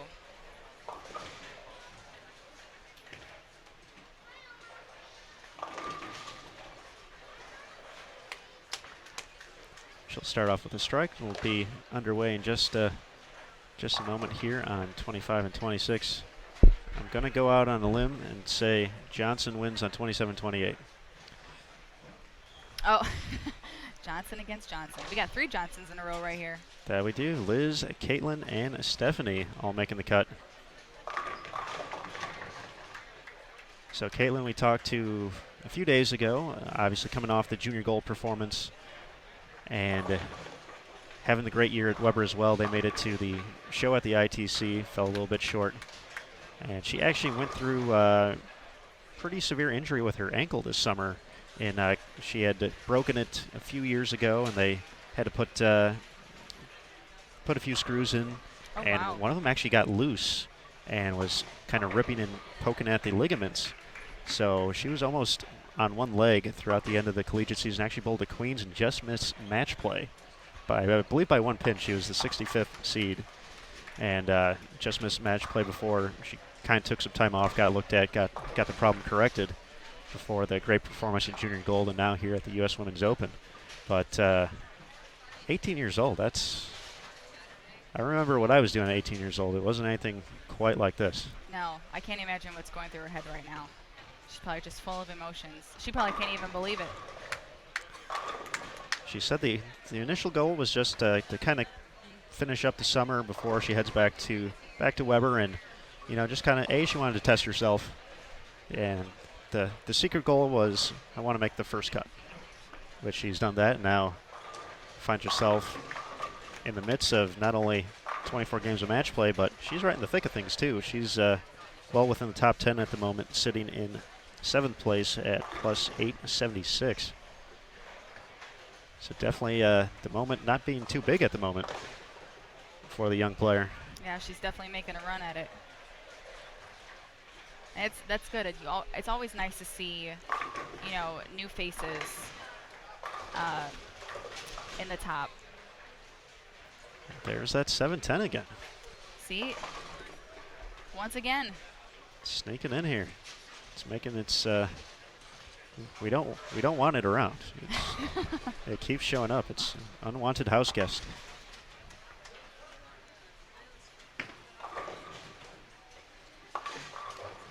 Danielle will take the 1, shake that off, and move on to the next game. Now, Brandy, we were at the Queens last year. That was the only event I got to, and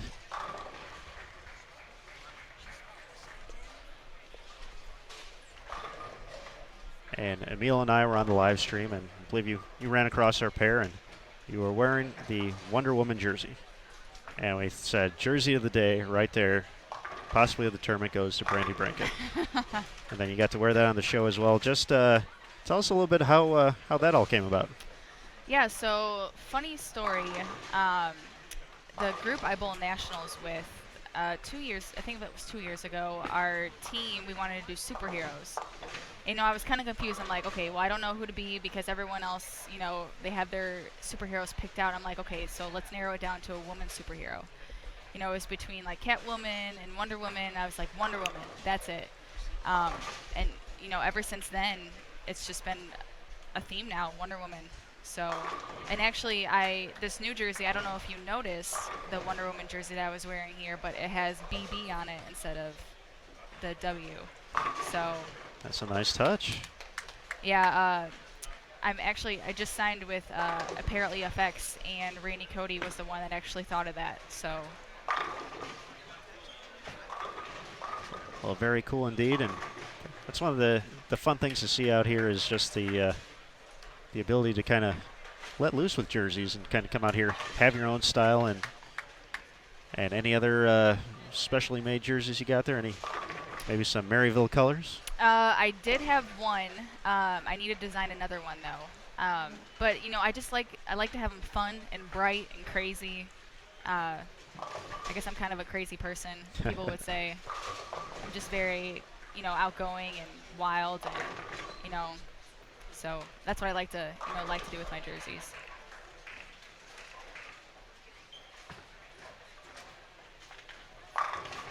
See if Maria can make it 2 in a row on the left lane.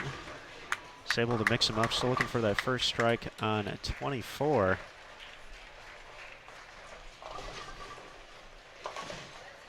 Giselle Poss got the front 2 over here against Liz Johnson. First getting to see her at Vanderbilt for a few tournaments. We usually get the Prairie View A&M Classic at the International Training and Research Center, not too far away from here. And Vanderbilt always a contender at that event. And yeah, getting the opportunity to see Giselle for a few years at that event, it's been just to see her continue to get stronger and stronger as a player, and then to kind of have it all come together at St. Pete. Very cool to see that leap. Kind of what you talked about, seeing kind of the new faces, new players making their way into the mix, kind of starting to knock on the door and let the Liz Johnsons of the world and Danielle McCunes know that they're going to be around here for a while. Yeah, definitely. Yeah, if you've noticed this whole, 2017 tour season, every TV show is someone different, and obviously it's nice to see the veterans, still out here bowling and making TV shows, but it's also nice to see the young guns out there making their way to the top, and that's the young guns are the future of the sport. So I'm very excited for her, and I watched her bowl this year since we were competing against them, and she's a great little player. So I wish her the best of luck, on our TV show on Sunday. Should be exciting to see, of course, along with the U.S. Women's Open live finals at noon Eastern on CBS Sports Network. We're also taping the Orlando, St. Pete, and nationwide Rochester shows as well. So if you're in the Plano area, swing on by. Should be a good time. We'll be here all day.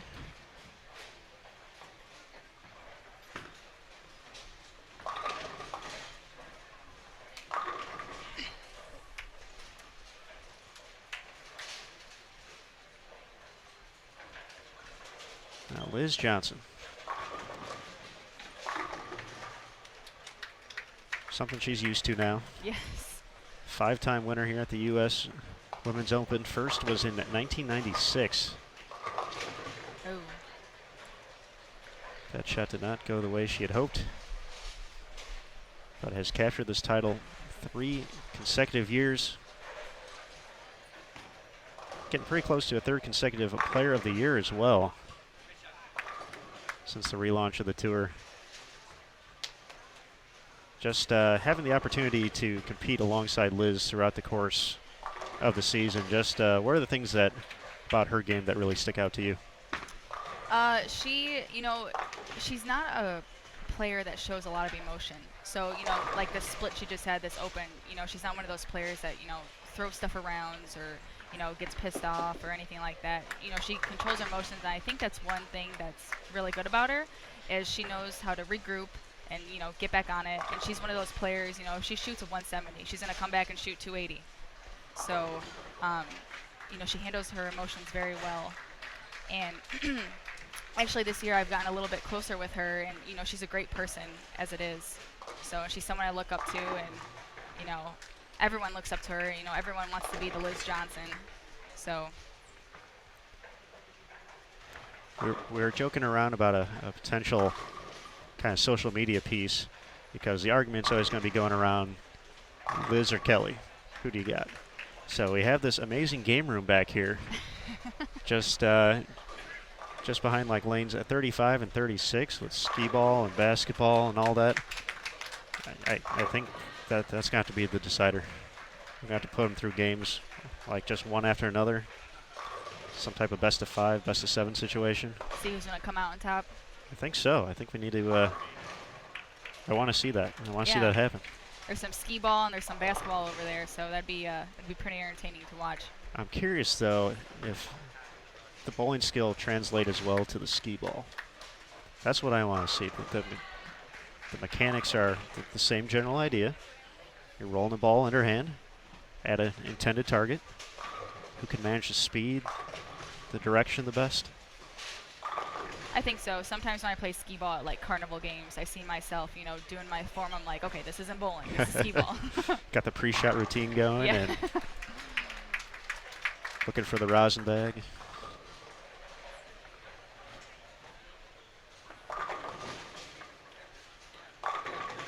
Ooh, almost another 7-10.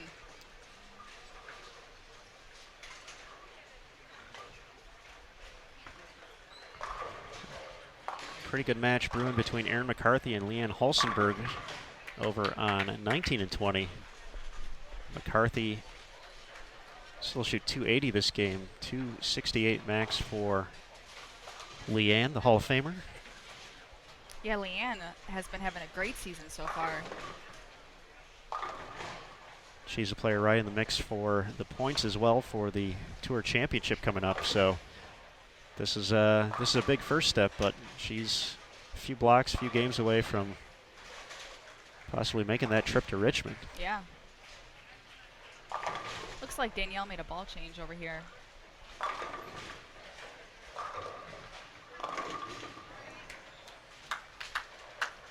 Made the change, mixed them up. Gets 2 in a row.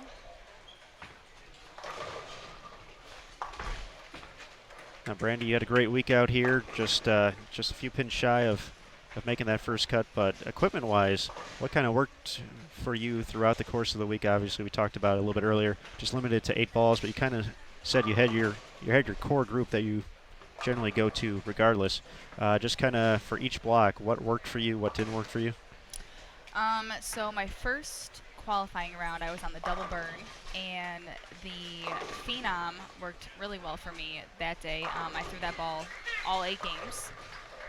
And then, let's see, my second day I was on the burn, and I threw my, now I have to think about it. I threw my Phenom again and my Tyrant, those 2 balls. And then yesterday I was on the fresh, and I threw my Mako all day. So I really only threw like 4 balls, maybe 4 or 5 balls throughout this whole tournament. And I think that's how it was for a lot of people that I've talked to. They stuck to maybe like 3 or 4 balls throughout the whole tournament. So. That's what we had Shannon O'Keefe on last night, and she said, I believe she said she kind of stuck to the 3 main balls throughout the course of the week. Yep. Maybe, try things here and there on a fill ball, but for the most part, kind of had 3 or 4 pieces. Has that kind of been a trend throughout the year, though, from stop to stop on these tougher patterns? Is it usually just ends up being 2 or 3 balls, even though obviously you have more at your disposal, but you kind of settle in on a few and just go from there? I mean, that's how it was for me this season, and I'm sure probably a couple other girls could probably say the same thing.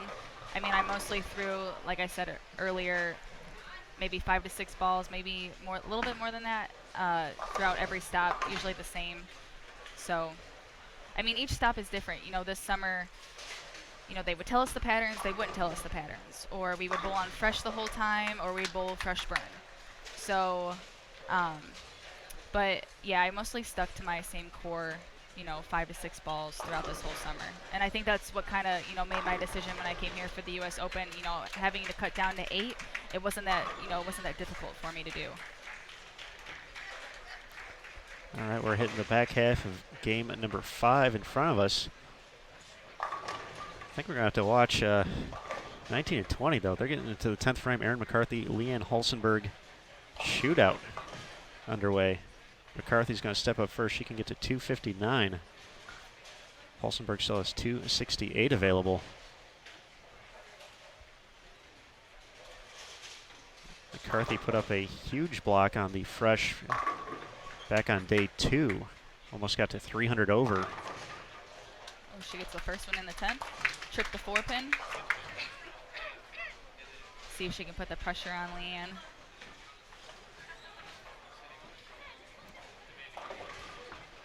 It's definitely cool to see players like Leanne. We had Linda Barnes make a run at the cut last night. Yeah, she went like 300 over, I believe. Well, we have a few of those players representing the United States coming up in the upcoming weeks, heading out to Germany for the World Senior Championships. So we actually had, for the women's team, all 4 players were in the field this week. So along with Linda and Leanne, Carolyn Dorn-Ballard, and Tish Johnson. As it looks like some trouble for Aaron's second shot. Yeah, it looks like she split.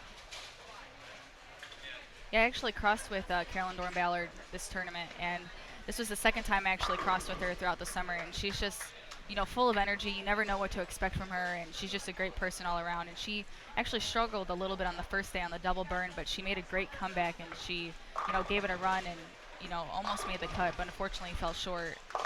But, you know, she's another one of those great veteran players that I look up to as well.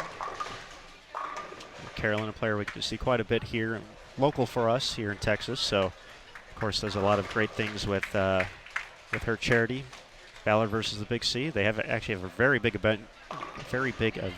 There we go, coming up in the next few weeks.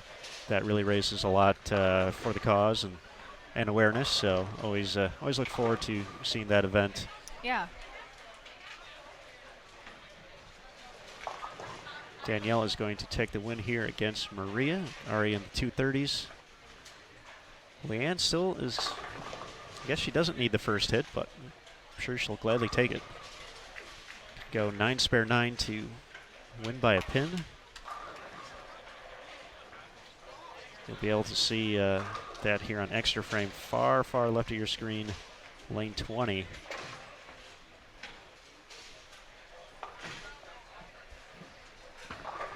Here's the shot. Gets the strike. So that's going to be a winner, Leanne Holsenberg. Looking to do big things here, end of the 2017 season. Ooh, Liz Johnson trips the 9-pin. Got a close match over here.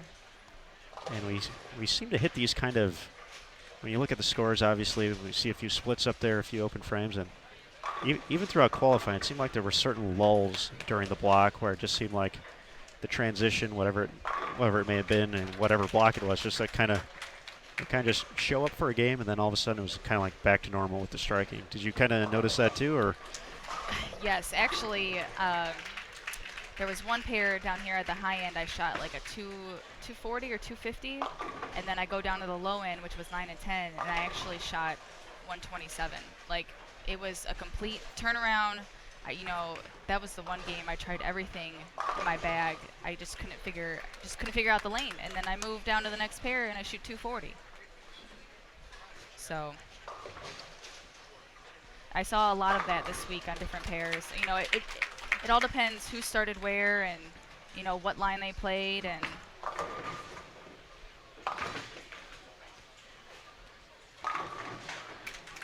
And that's definitely got to be a challenge out here from week to week, as and heading to a new pair. Obviously, you probably do your best to see if you can get ahead of it, kind of see if someone's in the 10th frame where they're playing and how they compare to where you're at on the lanes. Just if you don't get that opportunity, what's the game plan to figure out that next lane in 2-3 frames or less? so what I usually do, whoever I'm crossing with, I try to see, you know, how their ball reaction was on their first shot. You know, if it went high or if it went light, and, you know, maybe I need to move off of that. But I normally don't move when I go to the next pair until I throw my first shot, and then I figure out if it went high, okay, maybe I need to move on the next lane, or if it went light, okay, maybe I need to move. And then I go from there. So I know some players, when they move from pair to pair, they move automatically because they know it's going to be different. But for me, I just stay where I am, and I just throw the same shot that I've done on the last pair and see what happens from there. And if I need to make a move, I'll make a move. Oh, Missed the 10-pin here for Giselle. and Liz just sat there, said, okay. Shark in the water, waiting for opportunity. Yep. Still a close match, though. Definitely so, and with both players not necessarily getting lined up here on 25 and 26. This is actually going to the, looking for a different ball here now. Oh, dreaded 9-pin. Looks like they both made some ball changes on this pair.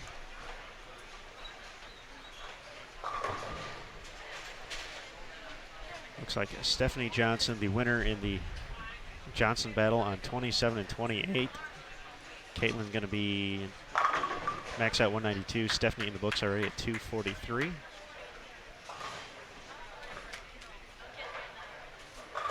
Looks like Shannon O'Keefe edged out a 185 to 184 win against Daria Payuk.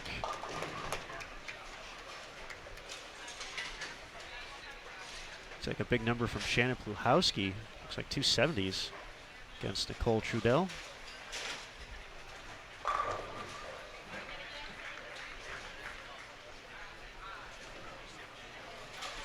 It's probably one of the last pairs here in Game 5, at least around us. One or two matches going on the low end of the house.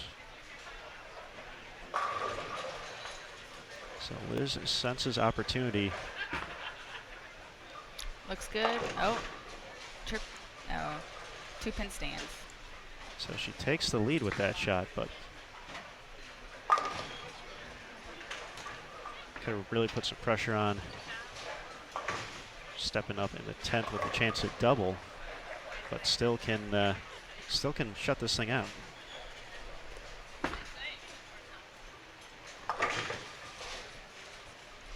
Pair looks a little goofy over here for them too.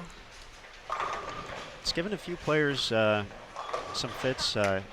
Kelly caught that pair in Game 1 and shot about $150.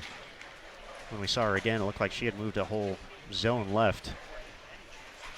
And then she had the front 7, front 8 here on 23 and 24. So that was one of the things Shannon mentioned yesterday, was she kind of felt that most of the pairs, or most of the right lanes seemed to hook more over the course of the house. What really didn't matter what shift it was, but that was one of the things she kind of noticed. Looks like we got a close match over here between Sandra and Jody. If Sandra can get this one, shut her out. Yep, Jody 200s. Sandra can get to 203 still. Oh, leaves the 4-pin.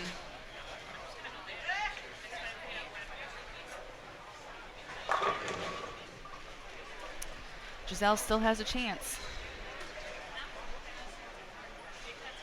178 max score for Liz. Giselle would need a double, depending on count here. All right, needs a double. Yep.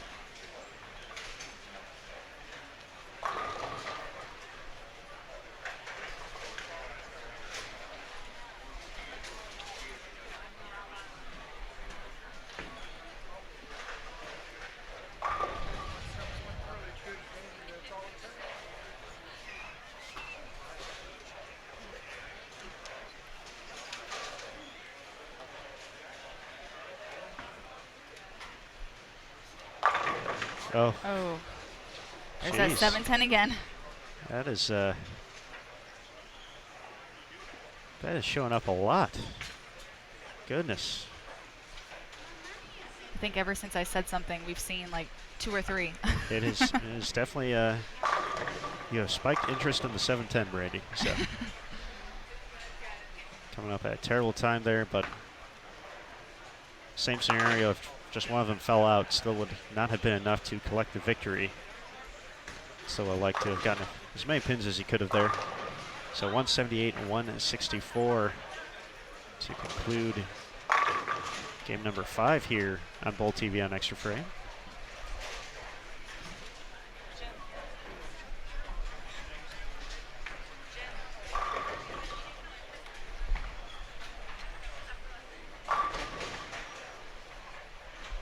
Few matches already starting to our right. Shannon O'Keefe and Verity Crawley on 27 and 28. Looks like Stephanie Johnson and Daria Payuk.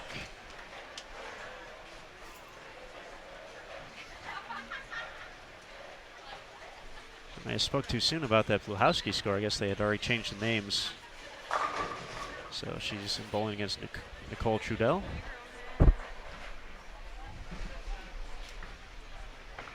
just got to keep an eye out for Tennille. She's sneaky. She is very sneaky. I was talking about coming up with a game. She was Shannon and I were talking yesterday. Tennille came up, and it's like since she's Major Milligan, she's got the banner hanging up there.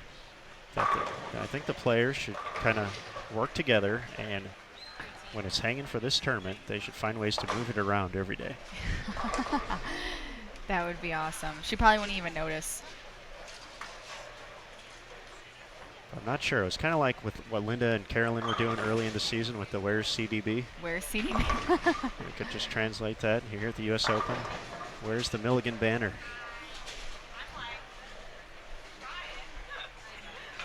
So we're getting to see Giselle and Maria back-to-back games here. Now welcoming Sandra Gongora and Erin McCarthy.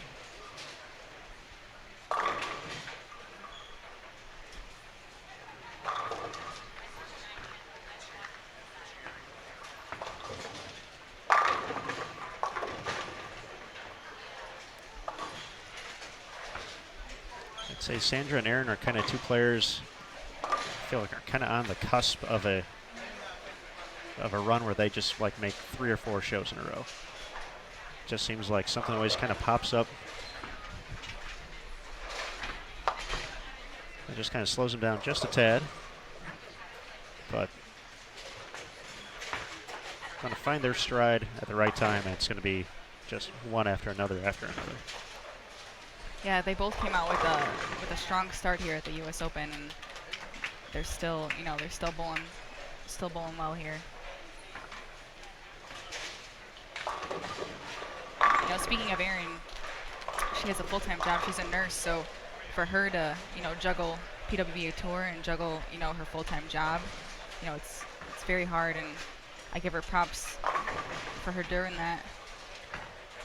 Now, I heard a story earlier today, maybe you can confirm, about this week where Erin was a little late showing up because on her way to the center here there was an accident, and with her role as a nurse she actually pulled off to the side, stopped, and made sure everyone was okay before making her way here to bowl. Wow, I did not hear that, but it wouldn't put it past me that she wouldn't do that. I mean, that just goes to show the type of person she is, and she's willing to go out of her way, to make sure everything's okay and put that first instead of, this. Other people, they wouldn't care to see, how they're doing and just want to get here. Ooh, almost a spare for Maria.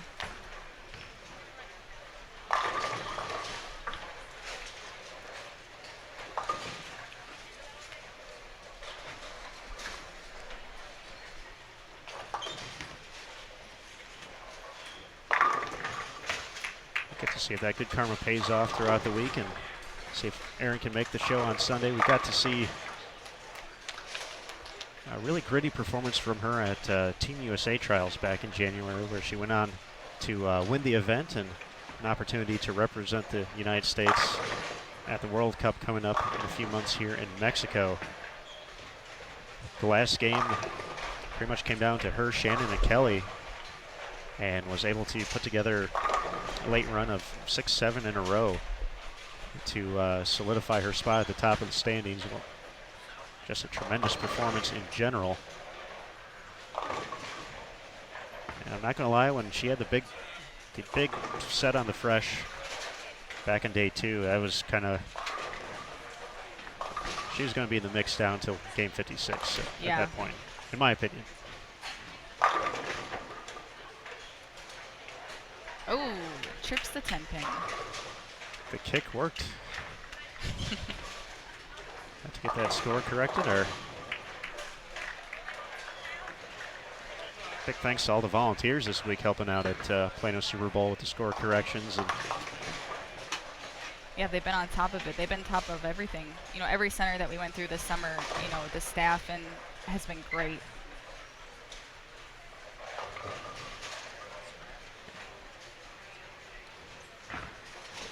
one of the real fun things, and once again, not getting many opportunities to be out here for events. We were still kind of setting up, kind of getting some things ready here when the Pro-Am hit. And that crowd was rocking. Oh, the Pro-Am was a hit. I loved it. I think this Pro-Am and the one I bowled in Orlando, I mean, they were the funnest Pro-Ams. I mean, if you get a great group of people, I mean, you'll have a great time. And one of the cool things I liked, and I had no idea it was going to start off that way, was Tennille was kind of introducing all the players. So each one of you got to go out to the lane as she announced you for your accomplishments, and then she had the contest. And I was not prepared for the contest, but I was the chair you were sitting on, I was standing up on, so I could watch the whole thing happen. I was so intrigued by her putting everyone up to the challenge to win a bonus prize, a free pizza for the pair. Yeah, that's something new that she decided to do this year before the Pro-Am even starts, and I think that's fun. I mean, we get to do something different. And, we get to act fun and goofy and win a pizza. I mean, who wouldn't want to win a pizza? That's true. Yeah, they got pretty good pizza here too. Yeah, the food's great here. So has the challenge changed throughout the weeks, or has it always been the same thing? As far as like at Orlando for the Pro-Am, did they have a similar opportunity as for where Tennille kind of brought all the players out there for a special shot, if you will, to try and win things for the pair, or has? No, it's been about the same. Sometimes we throw left-handed, we throw off the wrong foot. We hiked it this tournament. So she likes to change it up a little bit, but the prizes, I mean, are a little different. I know there's been pizza, there's been gift cards, free drinks. So every tournament's just been a little different. She likes to change it up a little bit, which is nice. So I have to ask, how many pins did you knock down? I think I only knocked down 3, so it wasn't my best.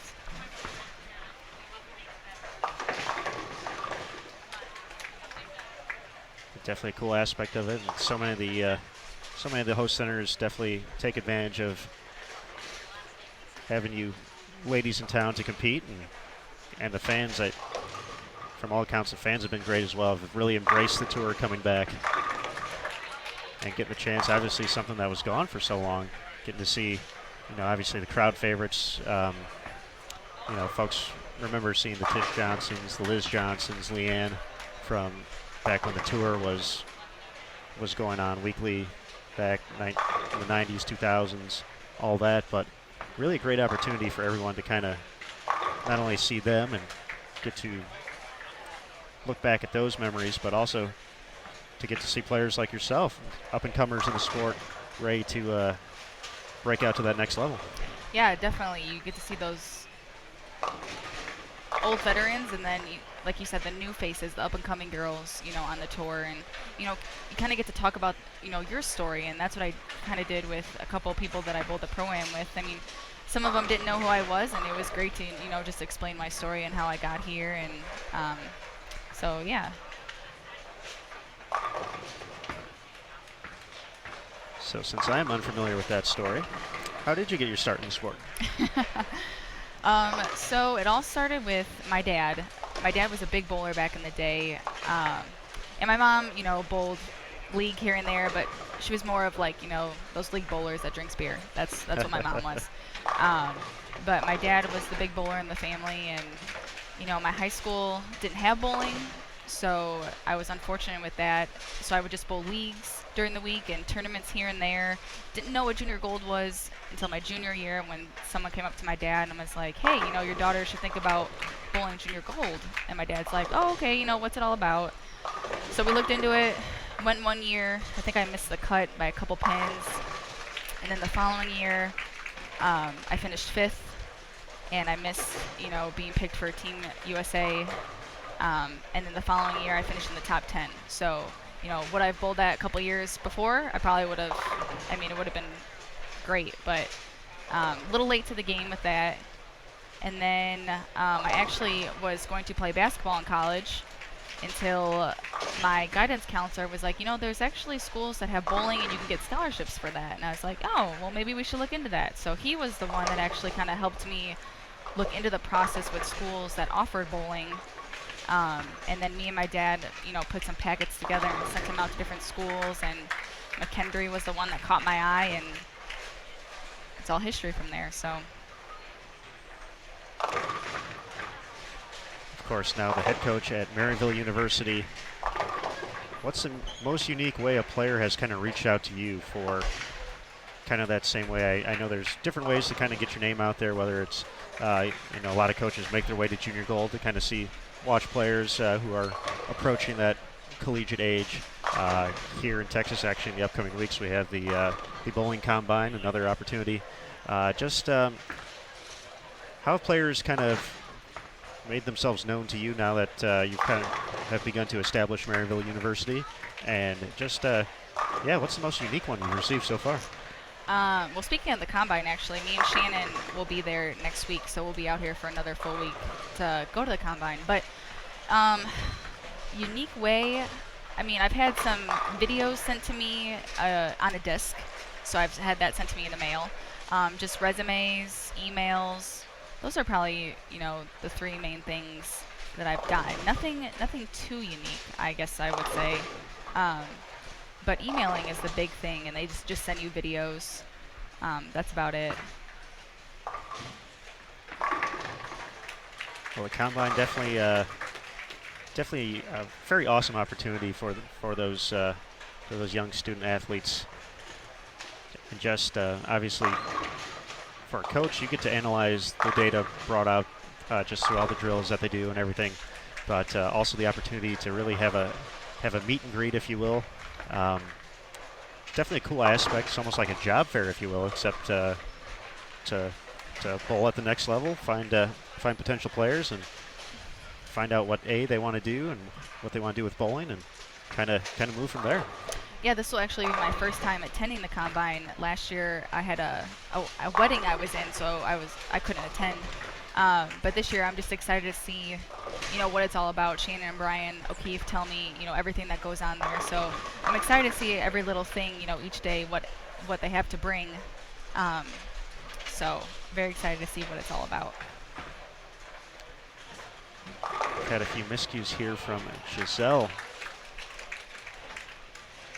The 6th and 8th frame, 2 opens to really let Aaron back into this match. It's going to be pretty good. I don't know what it is about 19 and 20, but everyone likes striking over there. Danielle McEwen and Jody Wessner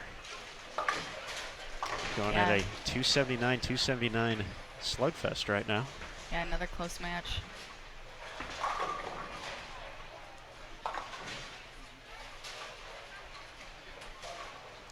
Pretty close match. One pair to our right as well. Shannon O'Keefe and Verity Crawley. Just Verity can make it a 3-pin match. She's able to double in the 9th. Oh, Aaron trips the 9-pin.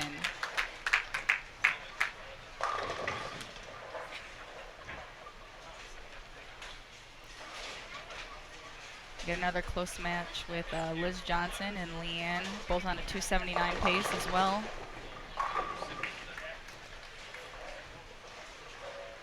They probably have some stories over the over the course of their historic careers, just being able to. I'm sure they have countless match play stories they can share, and championship round appearances, facing off. Oh. Took the 9-pin from Giselle. I've seen a lot of those as well this weekend. Definitely kicked across there. And happy to connect. She left the one in the 9th frame last game here on 25 and 26. That could have been difference maker. Ran into that 7-10 though. We haven't seen one in a while. Don't jinx it. I'll take credit for this one if it happens anytime soon.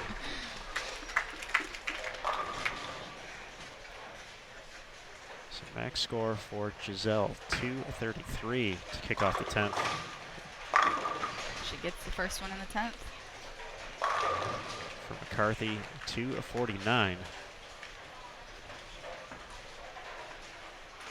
Sandra did not like that one, but rules say gotta take it. Gets the Brooklyn.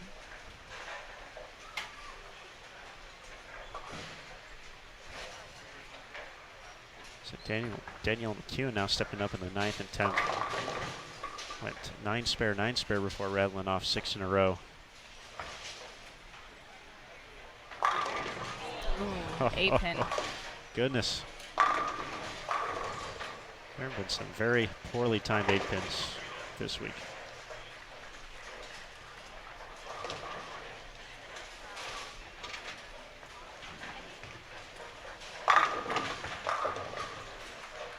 Sandra takes advantage of the Brooklyn strike in the 8th, makes it a double.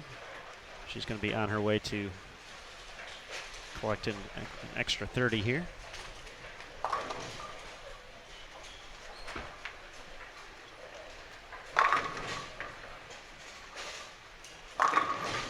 All right, Giselle gets all 3 in the 10th. 233. So Erin's going to need this first hit for the bonus pins. Split the 8-9 last time up on this lane.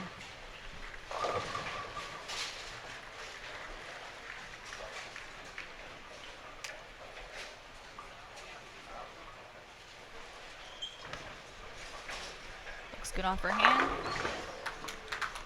Gets the first one. Looking at the standings through 5 here. 37 games total. Where's Erin at? Erin actually dropped to 8th place. It's at plus 970 heading into this game. 1-4 in match play so far. So that's been, she has not been getting the bonus pins. Jody Wessner actually has moved into the lead. Oh, wow. So 5-0 for Jody.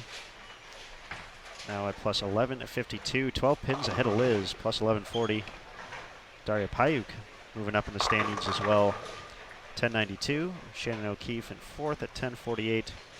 And Maria in front of us here, plus 1008. Those are your 5 players plus. 5 players plus. Wow, that was very difficult to say. First player out, also having a great block. Valerie Bercier. Moving up the standings, plus 987.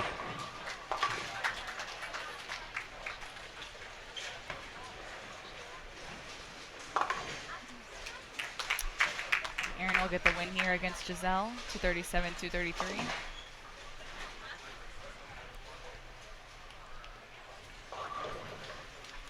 Jody Wessner had gone the front 7 over on 19 and 20.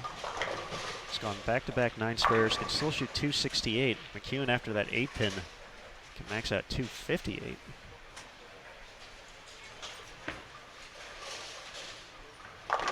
Shannon O'Keefe, a converted 10 pin and count away from collecting a win over Verdi Crawley.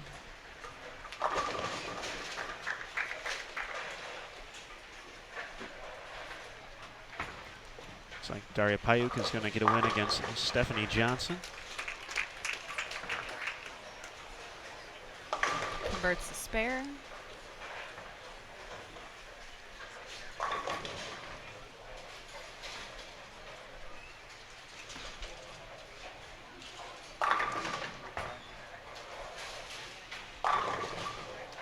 There's that 9 pin sneaking up. Sandra not happy about it.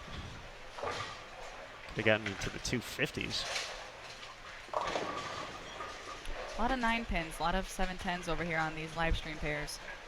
I swear it doesn't happen for the ratings.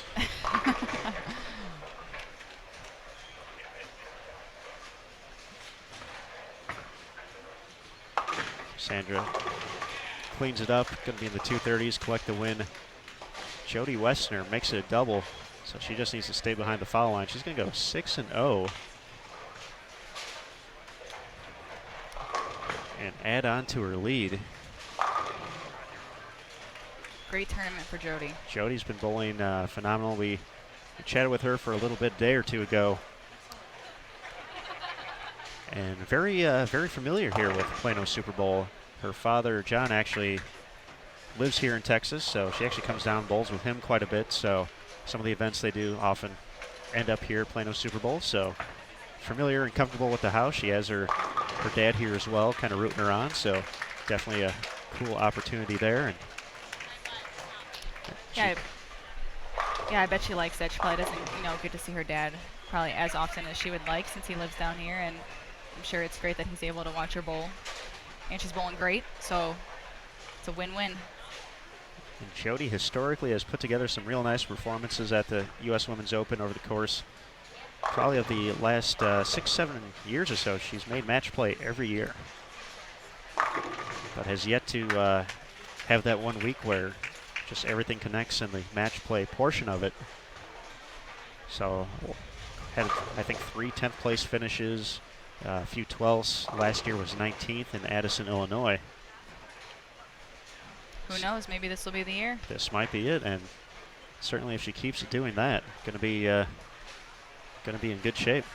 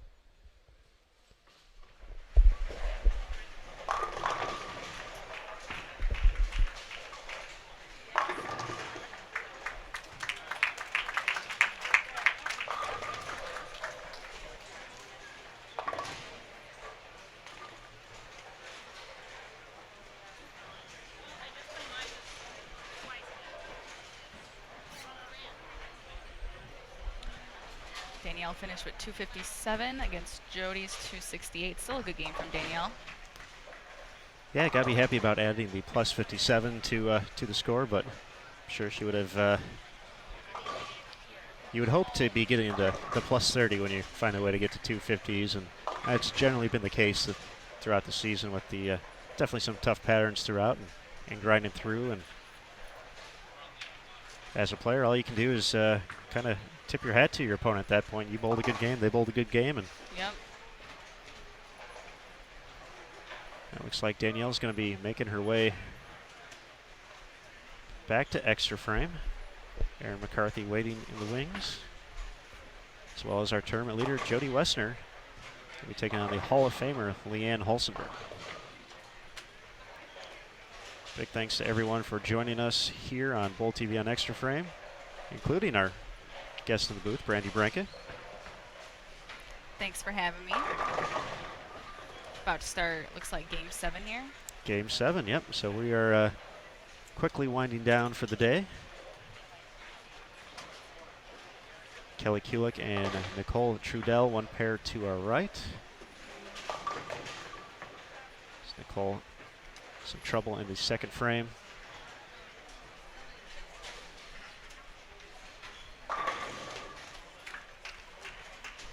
Looks like Liz Johnson, 257 to 224 over Leanne. So Jody just gaining in a few pins with that 268 victory.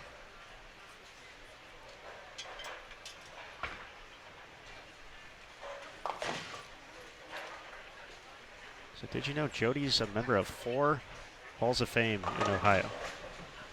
You know, I knew she was a member of some, but I did not know it was 4. I can remember. I really didn't know who Jody was until, I don't know, maybe like 6-7 years ago. I bowled a tournament in Michigan. It was like a women's scratch tournament, and she was there, and I'm like, wow, who is this lady? And then I started talking to her. I was like, oh. But, you know, she's a great girl. It's fun to be around. Life of the party. So I wish her the best of luck here at this tournament. Things have certainly been going her way. Nearly led after 24 qualifying games yesterday. Just Liz Johnson ended up sneaking out the lead after 3 rounds with actually had to go 300. Actually had to shoot 801 her last 3 games to get there. Jody, solid performance as well, 796 in her last 3.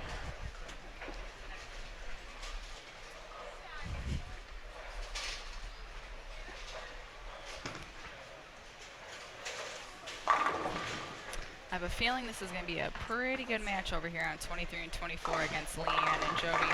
I think so. This is both pairs. I think business is going to pick up here on extra frame.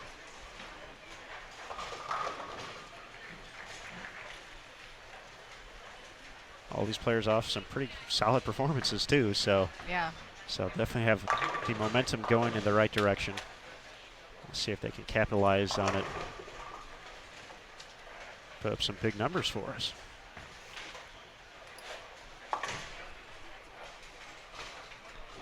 Now, over the course of, and I'm sure each player they take match play a certain way. How much does who your opponent is play into your head when you're making the, obviously you're going to hit every player in an event like this, or your side of the Group A or Group B in a standard event. Just how much does the other player play in effect, at least based off their resume or how they've been bowling throughout the tournament when you go up to face them individually in a match? Well, for me personally, I can remember a couple years ago when the U.S. Open was in Columbus. I made match play. I made the top 24 and made match play, and I was a young gun. I just graduated from college, I believe, and bowling against the big Hall of Famers, I was scared. I was nervous. Didn't know what to expect. But at the same time, I was just kind of having fun. Just having fun with it. But now, it doesn't even bother me anymore. I think it's just because the tour's been around for 3 years and I've been bowling with these girls for 3 years. So now I just don't even, obviously they're Hall of Famers like Leanne, but it's just another bowler to me. So, I just focus on my game and my frame, one frame at a time, and yeah, it just really doesn't bother me that much anymore like before it did. All right, gonna put you on the spot though. If you had a toughest opponent in match play, who would it be? Ooh, that's a tough one. I probably would have to say Liz Johnson.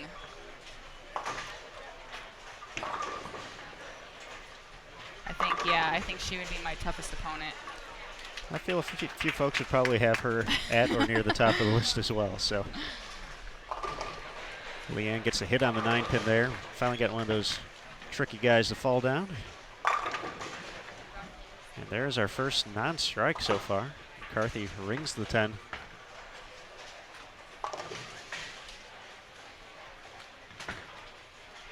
She wasn't planning on using the spare ball this game, so she just left it on the other pair. So. Wasn't even thinking about it. I was hoping for all 12 strikes.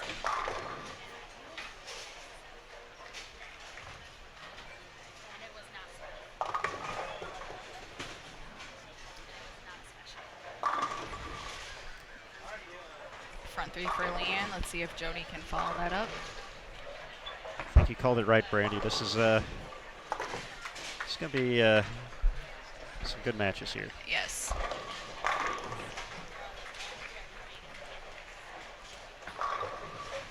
See, it looks like we have standings updated as well, so.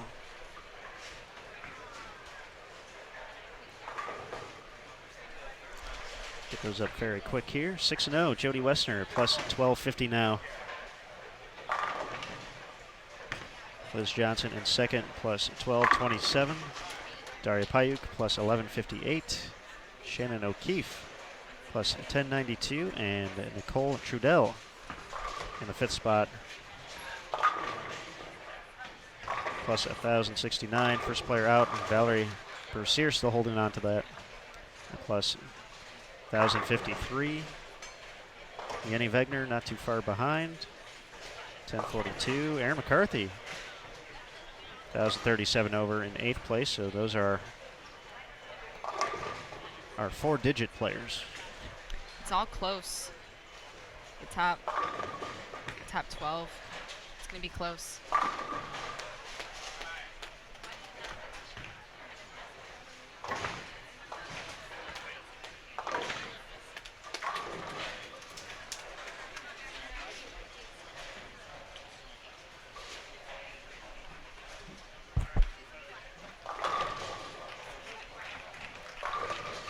So Brandy, we have Emil joining us over here. He's the guy this year, the voice of the PWBA Tour, and he's also responsible for the cereal boxes right here. Yeah, what's going on with these cereal boxes? I noticed that during the week. Well, the story is, I guess, one of the hotels, is Leanne leaves the 8-pin. You know, they had the snack size cereal packs here, and you know, he grabbed one. You know, you get hungry live streaming after a while. You gotta have a snack, and just never got to eat it. So just tossed it in the bag, get ready for next week. Did the same thing at the next stop, and then all of a sudden, he's got a small collection going. So we're talking about, we mentioned it to Shannon yesterday. We need to make this collection grow. Okay. So this is, we need to start passing this along to the players. That Emil, he gets hungry, but he doesn't open the cereal boxes.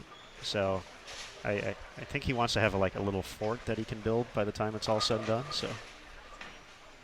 All right, so I'll make sure to look out for some cereal boxes now.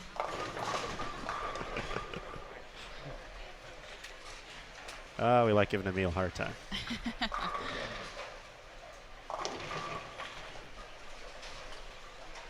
We have to thank each and every player for taking care of him for us too. So we know he's been having a fun time calling the action and getting to be a part of the tour every week. So yeah, he's been doing a great job. You know, I really appreciate that he's out here doing this. You know, it's hard to find those, you know, the right people that will give up their time to do this. So I thank Emil for, you know, giving up his time and, you know, being out here helping support the PWBA Tour. Good guy indeed, and a good match underway here, both on 23 and 24 and 25 and 26. I always get so curious when I hear big clapping going on. It's like, what is happening? What are we missing? But there's no 7 or 8 baggers yet, so. Not yet. I don't see any around here. Might be a split conversion.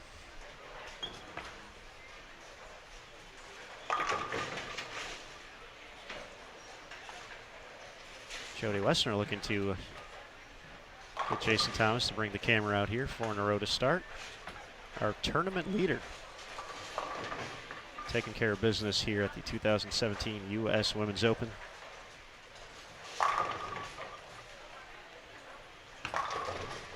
It looks a little high.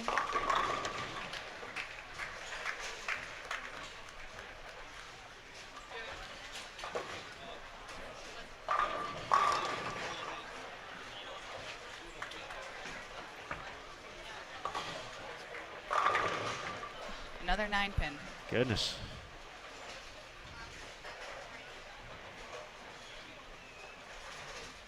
Those can really be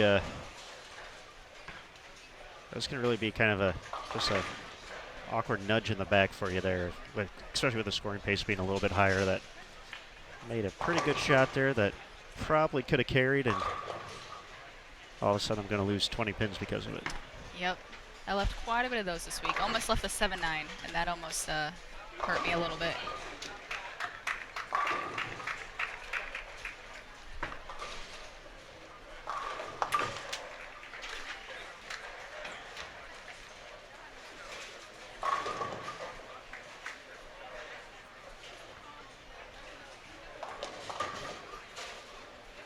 All right, folks, for those of you tuning in to Extra Frame, Brandy has agreed to a quick question and answer session as well.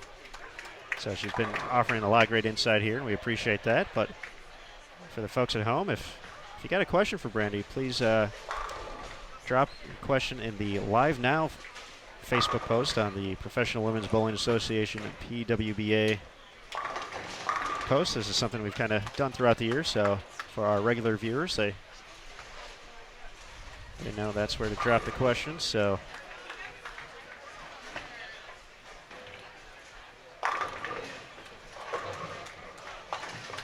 Emil manning the computer, so please let us know.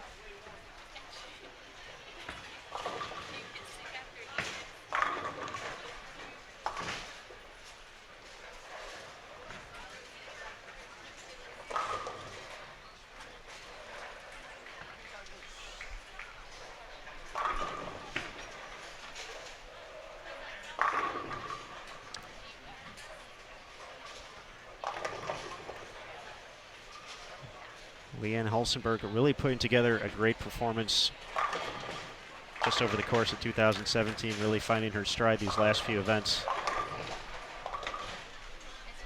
Yeah, she had a little bit of a rough start in the beginning of the season, and she's found a way, to bring it together, and has been having outstanding performances these last couple stops.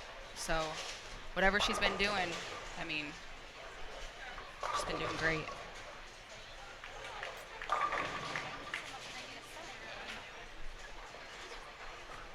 I saw her husband is here as well, and her son, so I'm sure that's, probably giving her some motivation, and it's nice to have, like I said earlier, that support system here help with you. For sure, always great to see Gary at stops around, and good to see him quite a bit just working in the industry. And then Barrett, that little guy's getting big. Yeah, he's a handful. Of course, a very iconic photo I'm sure Leanne has hanging up from her U.S. Women's Open title in 2011 at Cowboy Stadium, just a few miles away from here in Plano. Of course, holding Barrett up after the title. Looking to recapture that magic, and that 4-pin is not going to fall, so just like that, Leanne takes the advantage sitting on the bench. Close match right here between Erin and Danielle. Pretty much all tied up. Danielle working on the strike though in the 6th, can take the lead if she can double up.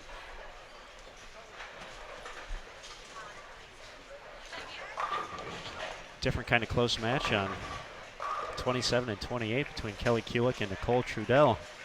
They're grinding away on that one. Yeah, I see a lot of red circles. And we don't like red circles. No, red circles are splits.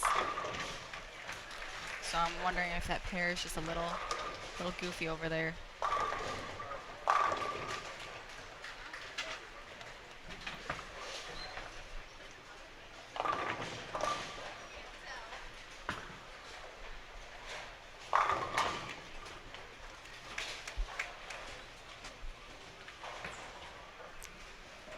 Looks like Maria Jose Rodriguez has just hit a rough patch here these past few games. We saw her for a game or two not necessarily get things going, and now bowling against Giselle Paz a few pairs to our left. She's clean, but just one strike so far through 7 frames. Yeah, I see quite a bit of 9 counts. Look like she's having maybe trouble getting the corners out or something along those lines, and Giselle's got a 270 pace going. Now, when you find yourself in those situations, obviously scoring pace being a little bit higher this week, do you want to stay a little conservative in that situation, or do you want to maybe try a different ball in that situation, try and see if you can, A, find that pace if you feel you need to get there, or is it more of a situation where you'd rather maybe just tinker a little bit with the tilt, ball speed, loft? If you find yourself in that situation where you feel like you're close, but you're not quite seeing the ball motion you want to see, what would your move be? Yeah, so I probably would wait until I get a fill shot and then try something different. Sometimes I'll move up on the approach a little bit, maybe to get the ball to start a little earlier to get out those 10 pins. But if I'm hitting the pocket and if I'm leaving 9 counts, I'm happy with that. I mean, at least I'm getting the ball to the pocket. So that's usually my thing. I usually try to wait until I get the fill shot opportunity, and then I'll try something different. And if I'm hitting the pocket, then I'll just stay where I am.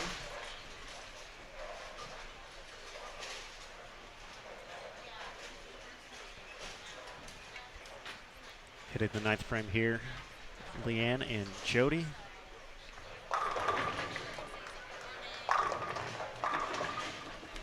Oh, another 9 pin. Another 9 pin. Story of the day. It really is.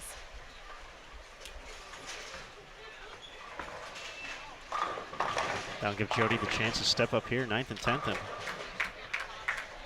move it to 7-0. Great day for Jody.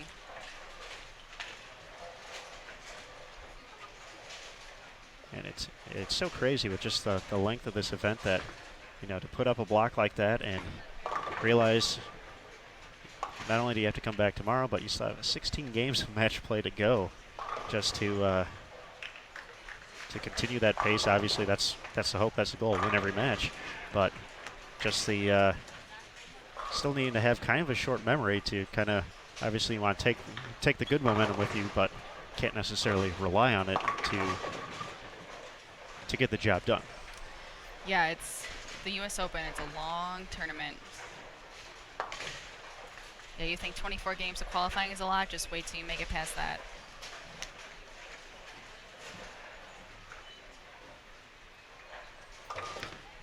My dad, you know, it's funny. My dad always usually calls me before every tournament. You know, wishes me good luck and whatnot, and hoping I do well. And he called me before the U.S. Open. He's like, "Okay, Brandy, it's a long tournament. Every pin matters. You know, you can't get upset with one game. You have 23 more games. You know, if you have one bad game, just think you have 23 more games to qualify to make that up." So I think, you know, especially with these young ones, I feel like they get frustrated a lot, you know, if they make one bad mistake. But, you know, it's okay. You know, you just got to bounce back. And it's like we said earlier, it's a long tournament. So. And of course, looking at the overall haul of just 56 games in general over the course of 4 or 5 days, making the cut in 2013, just having a tournament that long, that many games, just all that coming together, just kind of describe the feeling afterwards. Just when it was kind of all said and done in the books, you finally got a breather from not being on the lanes. Just what was that kind of overall spectrum like? Just kind of looking at the tournament, just kind of saying, all right, this just happened. I bowled this many games in 5 days. Yeah, I couldn't believe it. I will tell you, my thumb was so torn up for bowling that many games. I mean, 3 years ago, I didn't use interchangeable thumbs. So my feel in each ball was different, and I think that's why my thumb got so torn up. But just after the feeling of bowling 56 games, I didn't touch a bowling ball for, I think, like a month. Like, I was just so ready just to relax and take a deep breath and just not think about bowling, because it's like we said earlier, it's a long tournament and it's a long couple days. You just mentally have to be prepared for it. So. All right, Jody got the first strike in the 10th, 238. Leanne will have the opportunity to take the W, though. Sandra Gongora, 245 to 227 over Liz Johnson.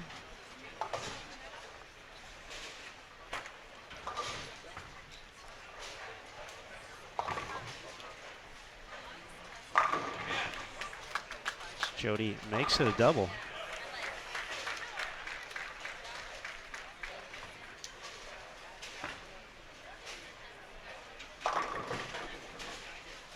Looks and like another 9 pin. back-to-back 9 pins for Danielle over here. Wow. Looks like the match between Stephanie Johnson and Shannon O'Keefe. Stephanie needed the first two in the 10th to nudge past Shannon. 237 to, if she strikes here, it'll be 244. 244, yep, the battle of Shafani. Yes.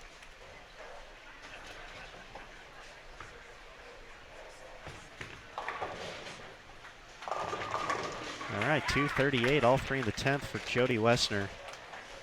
Leanne Holstenberg will need to double to collect the 30 bonus pins. You know, sometimes I wonder what goes through other people's minds, you know, when they're in this position. Are they freaking out? Are they calm? You know, I'm sure each person is different. But I know if I was in this position, I'd be a little bit nervous, but just making sure, you know, you take those deep breaths and just do what you can, and hopefully it carries and she gets the first one. You know, funny we talk about this, what I just brought up, the match in my Sonoma match between Diana. I didn't even know what I needed. Like, I struck out and I ended up beating her, and you could see the look on my face that I didn't even know I won. Like, I had no idea. That was one match I wasn't even paying attention to the scores. Like, I knew I had to beat her, but I didn't know by how much, and I didn't know what I needed. And I actually, when I struck out and I turned around and I saw Amanda Green crying, and my friend that flew in to watch me cry as well. I was like, oh my God, I think I just made the TV show. Well, definitely a special moment as Leanne unable to connect for the double, so Westner's going to move to 7-0. But yeah, talk about that moment a little more. Just the excitement of it all, just the news itself of that happening.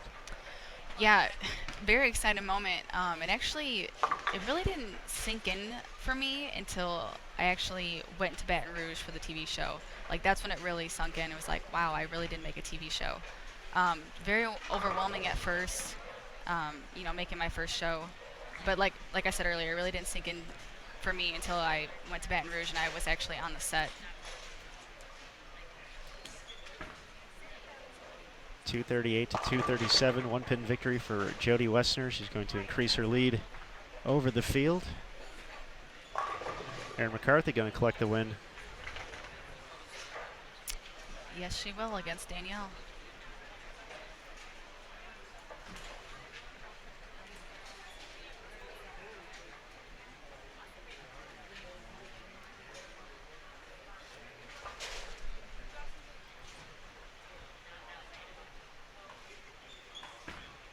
All right, final shot here. Erin McCarthy, game 7, rings the 10 for 225.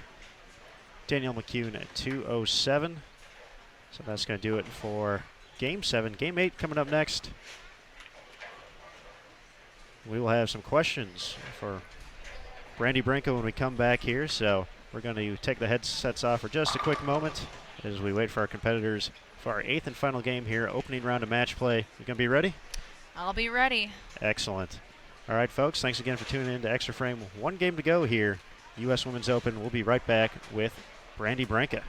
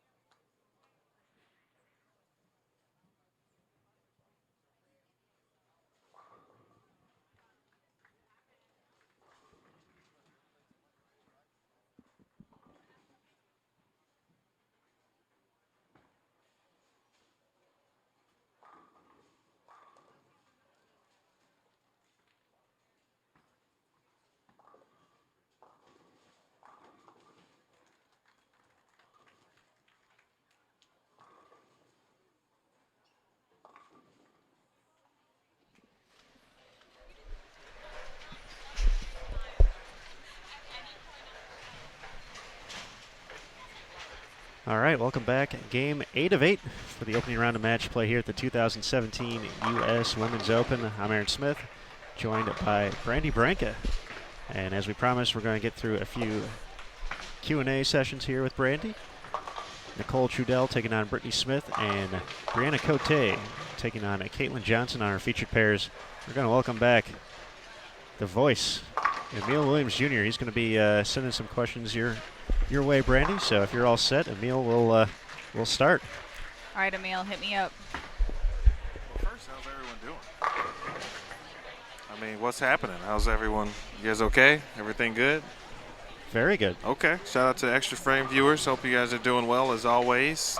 Do have a couple questions, and our first question comes from John Bercier.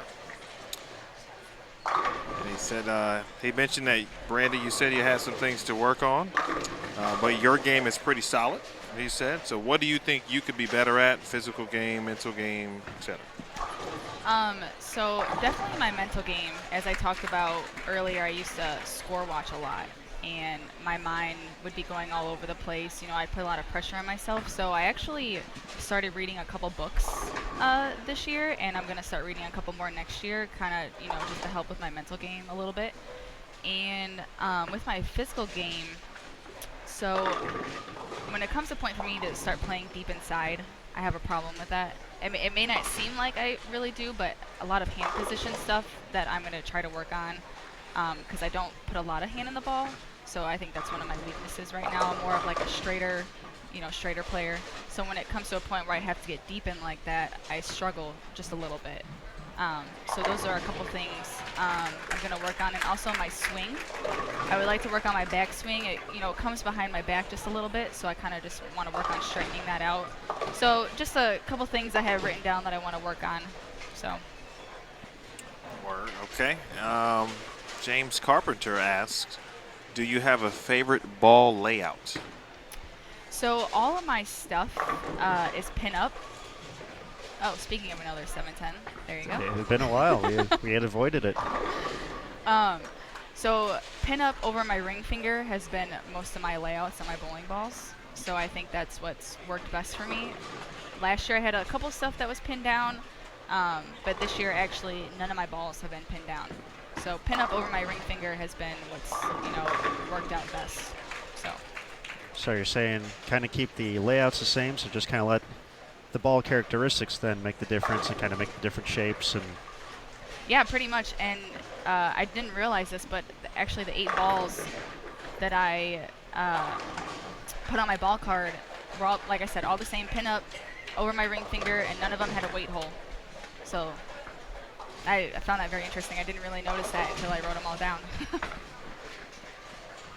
All right, and last one for now at least. Joan asks, in addition to bowling itself, do you do any strength and conditioning exercises or stretches? So actually, my boyfriend used to be a strength and conditioning coach and a personal trainer. So he actually has put together a little plan for me that I follow. I will say this summer I have been slacking a little bit. Not gonna lie, I've been falling behind on my workouts and stuff. But I do have a workout that I usually follow throughout the year. And actually, when the season starts with my girls, I usually sometimes work out with them in the morning, or I'll work out right after them. So I'm always trying to do something, just trying to make sure I'm still in the great shape that I think I am. Because like we talk about, with the U.S. Open, with it being a long tournament and long days, I mean, it gets exhausting. So you have to make sure that you're not mentally, but physically prepared for it as well. So.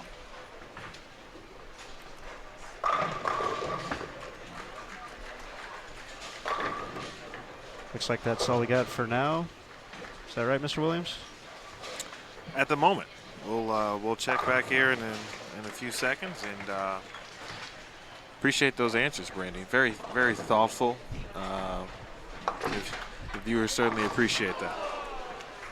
Thank you. Yeah, I'm open to answering any questions that anyone has. So. And so what I'm going to do actually is, it looks like there's a front 7, so I'll be right back. All right.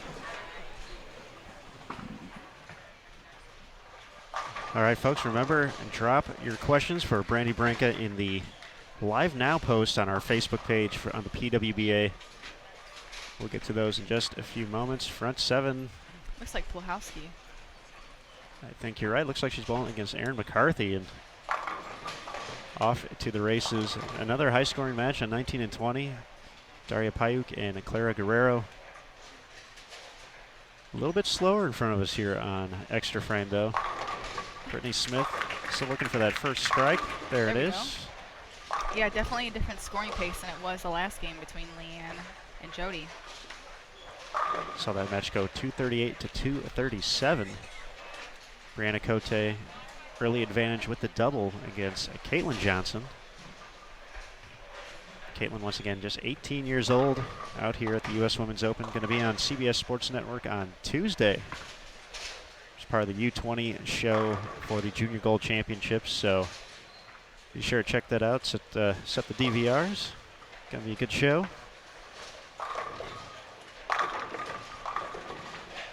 Nice strike by Brianna Cote. You know, she's another one of those players that had a great tournament here this week. She had to dig deep, though, at the end of the cashier's round. She shot 245 to be the number to make it. So actually caught the last few frames of that. She threw it. She got the first hit in the 10th. Still could have gone into the 250s, and threw a great shot and threw everything but the kitchen sink at the 7-pin. Somehow it didn't fall, and ended up being enough for her to hold on to that last spot. So once you get to 24, you never know. We saw Shannon Pluhowski last year make her way all the way up to the top of the standings. So yeah, anything can happen in match play. Just have to get to the dance. Nicole finally connected on the right lane after a pair of splits. She hasn't missed on the left yet, looking for 3 in a row. Doesn't slow down quite enough, leaves the 4. Looks like Plahowski ended her strike with the front 7 and left a 9 count in the 8th frame. I also noticed that, mostly because Emil's sitting next to me eating food now. So I'm not even sure what he's got there. Is that chicken? Chicken poppers? Oh, jalapeno poppers. And he didn't even ask if we wanted one. Didn't even share. Oh, we got his cereal though, so we can. That's true. Got that cereal in front of us. Looks like a great match between McEwen and Jenny, I believe. Yep. From Sweden. Both players haven't missed since frame 3. Wegner, pair of spares to start. McEwen with an open in the first, spare in the second, hasn't missed. Looks like Sandra Gongora has a chance to go 290 way down there at 33 and 34. Looks like against Valerie, is it? Valerie, yep. Yep. Gets the second one in the 10th. Yep. She's going to collect the win and possibly a quick 120 in the plus column. It's going to bump her up a little bit in the standings. She is another player who is right there at the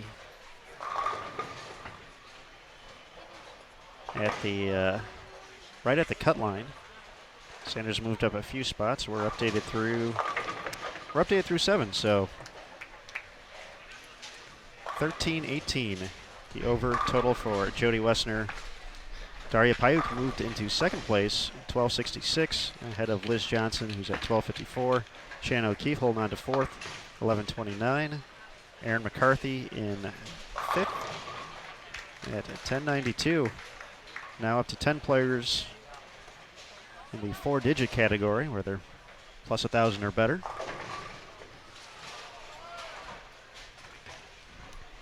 Looks like over here down to our left, we got a good match between Julia Bond and Shannon O'Keefe.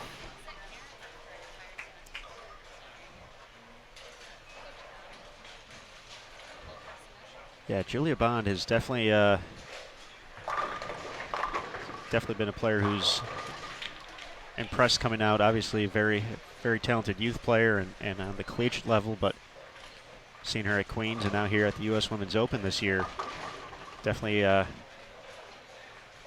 not afraid to mix it up with the next level.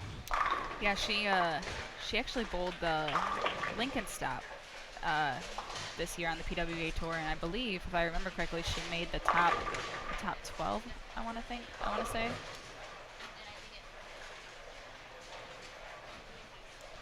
A lot of good players coming from that Nebraska program over the years. And Yeah.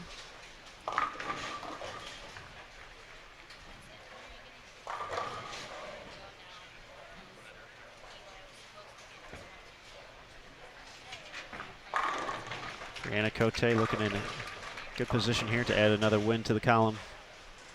He's rattled off 4 consecutive strikes against Caitlin Johnson.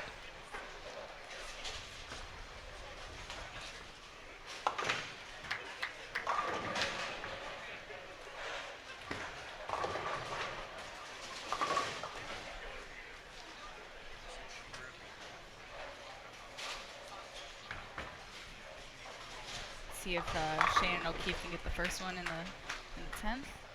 Looks like Julia in the books at 231, so she would need the double. Oh, there's a 10 pin.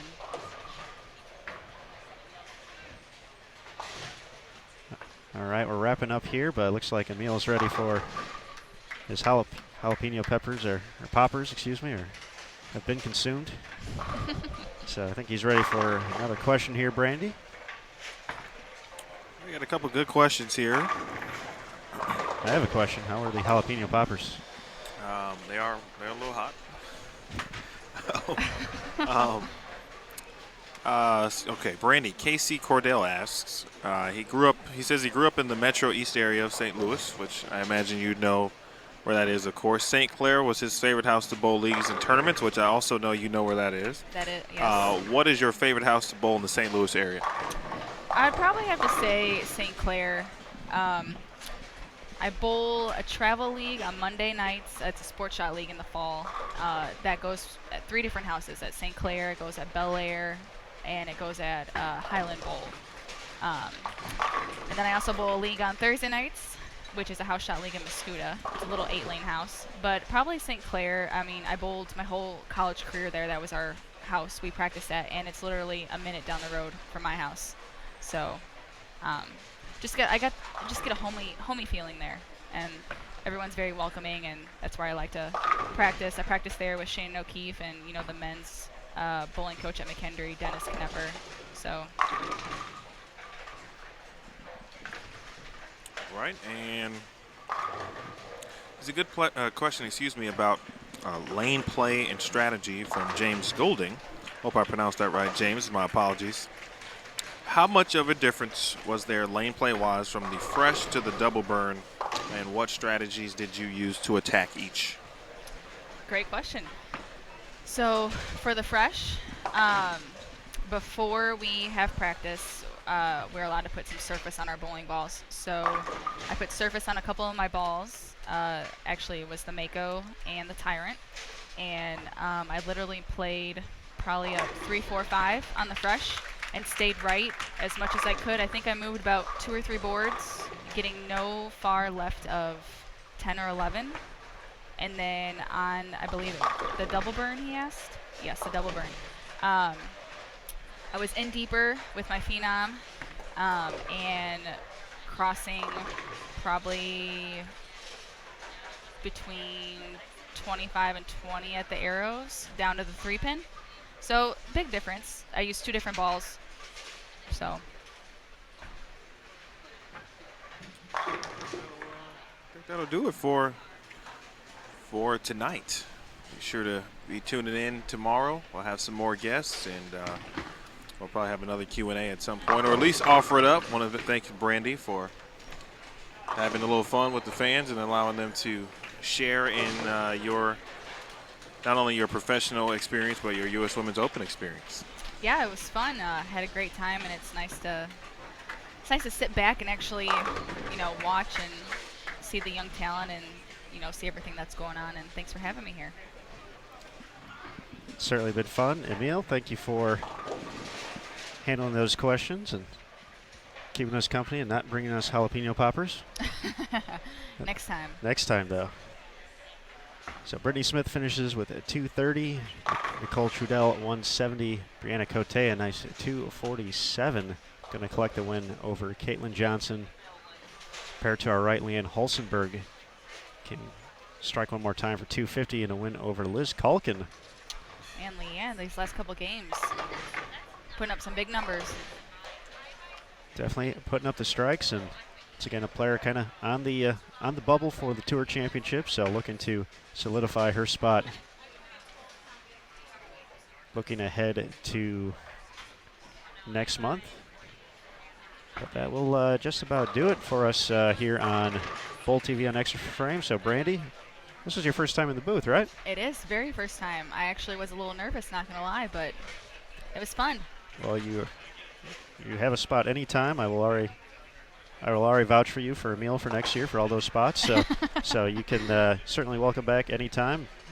Sound like you've done this 1,000 times before. So we appreciate you joining us, all the great insight, and of course everything you do to help promote the sport at Maryville University. So thank you. Yeah, thank you. Thanks for having me.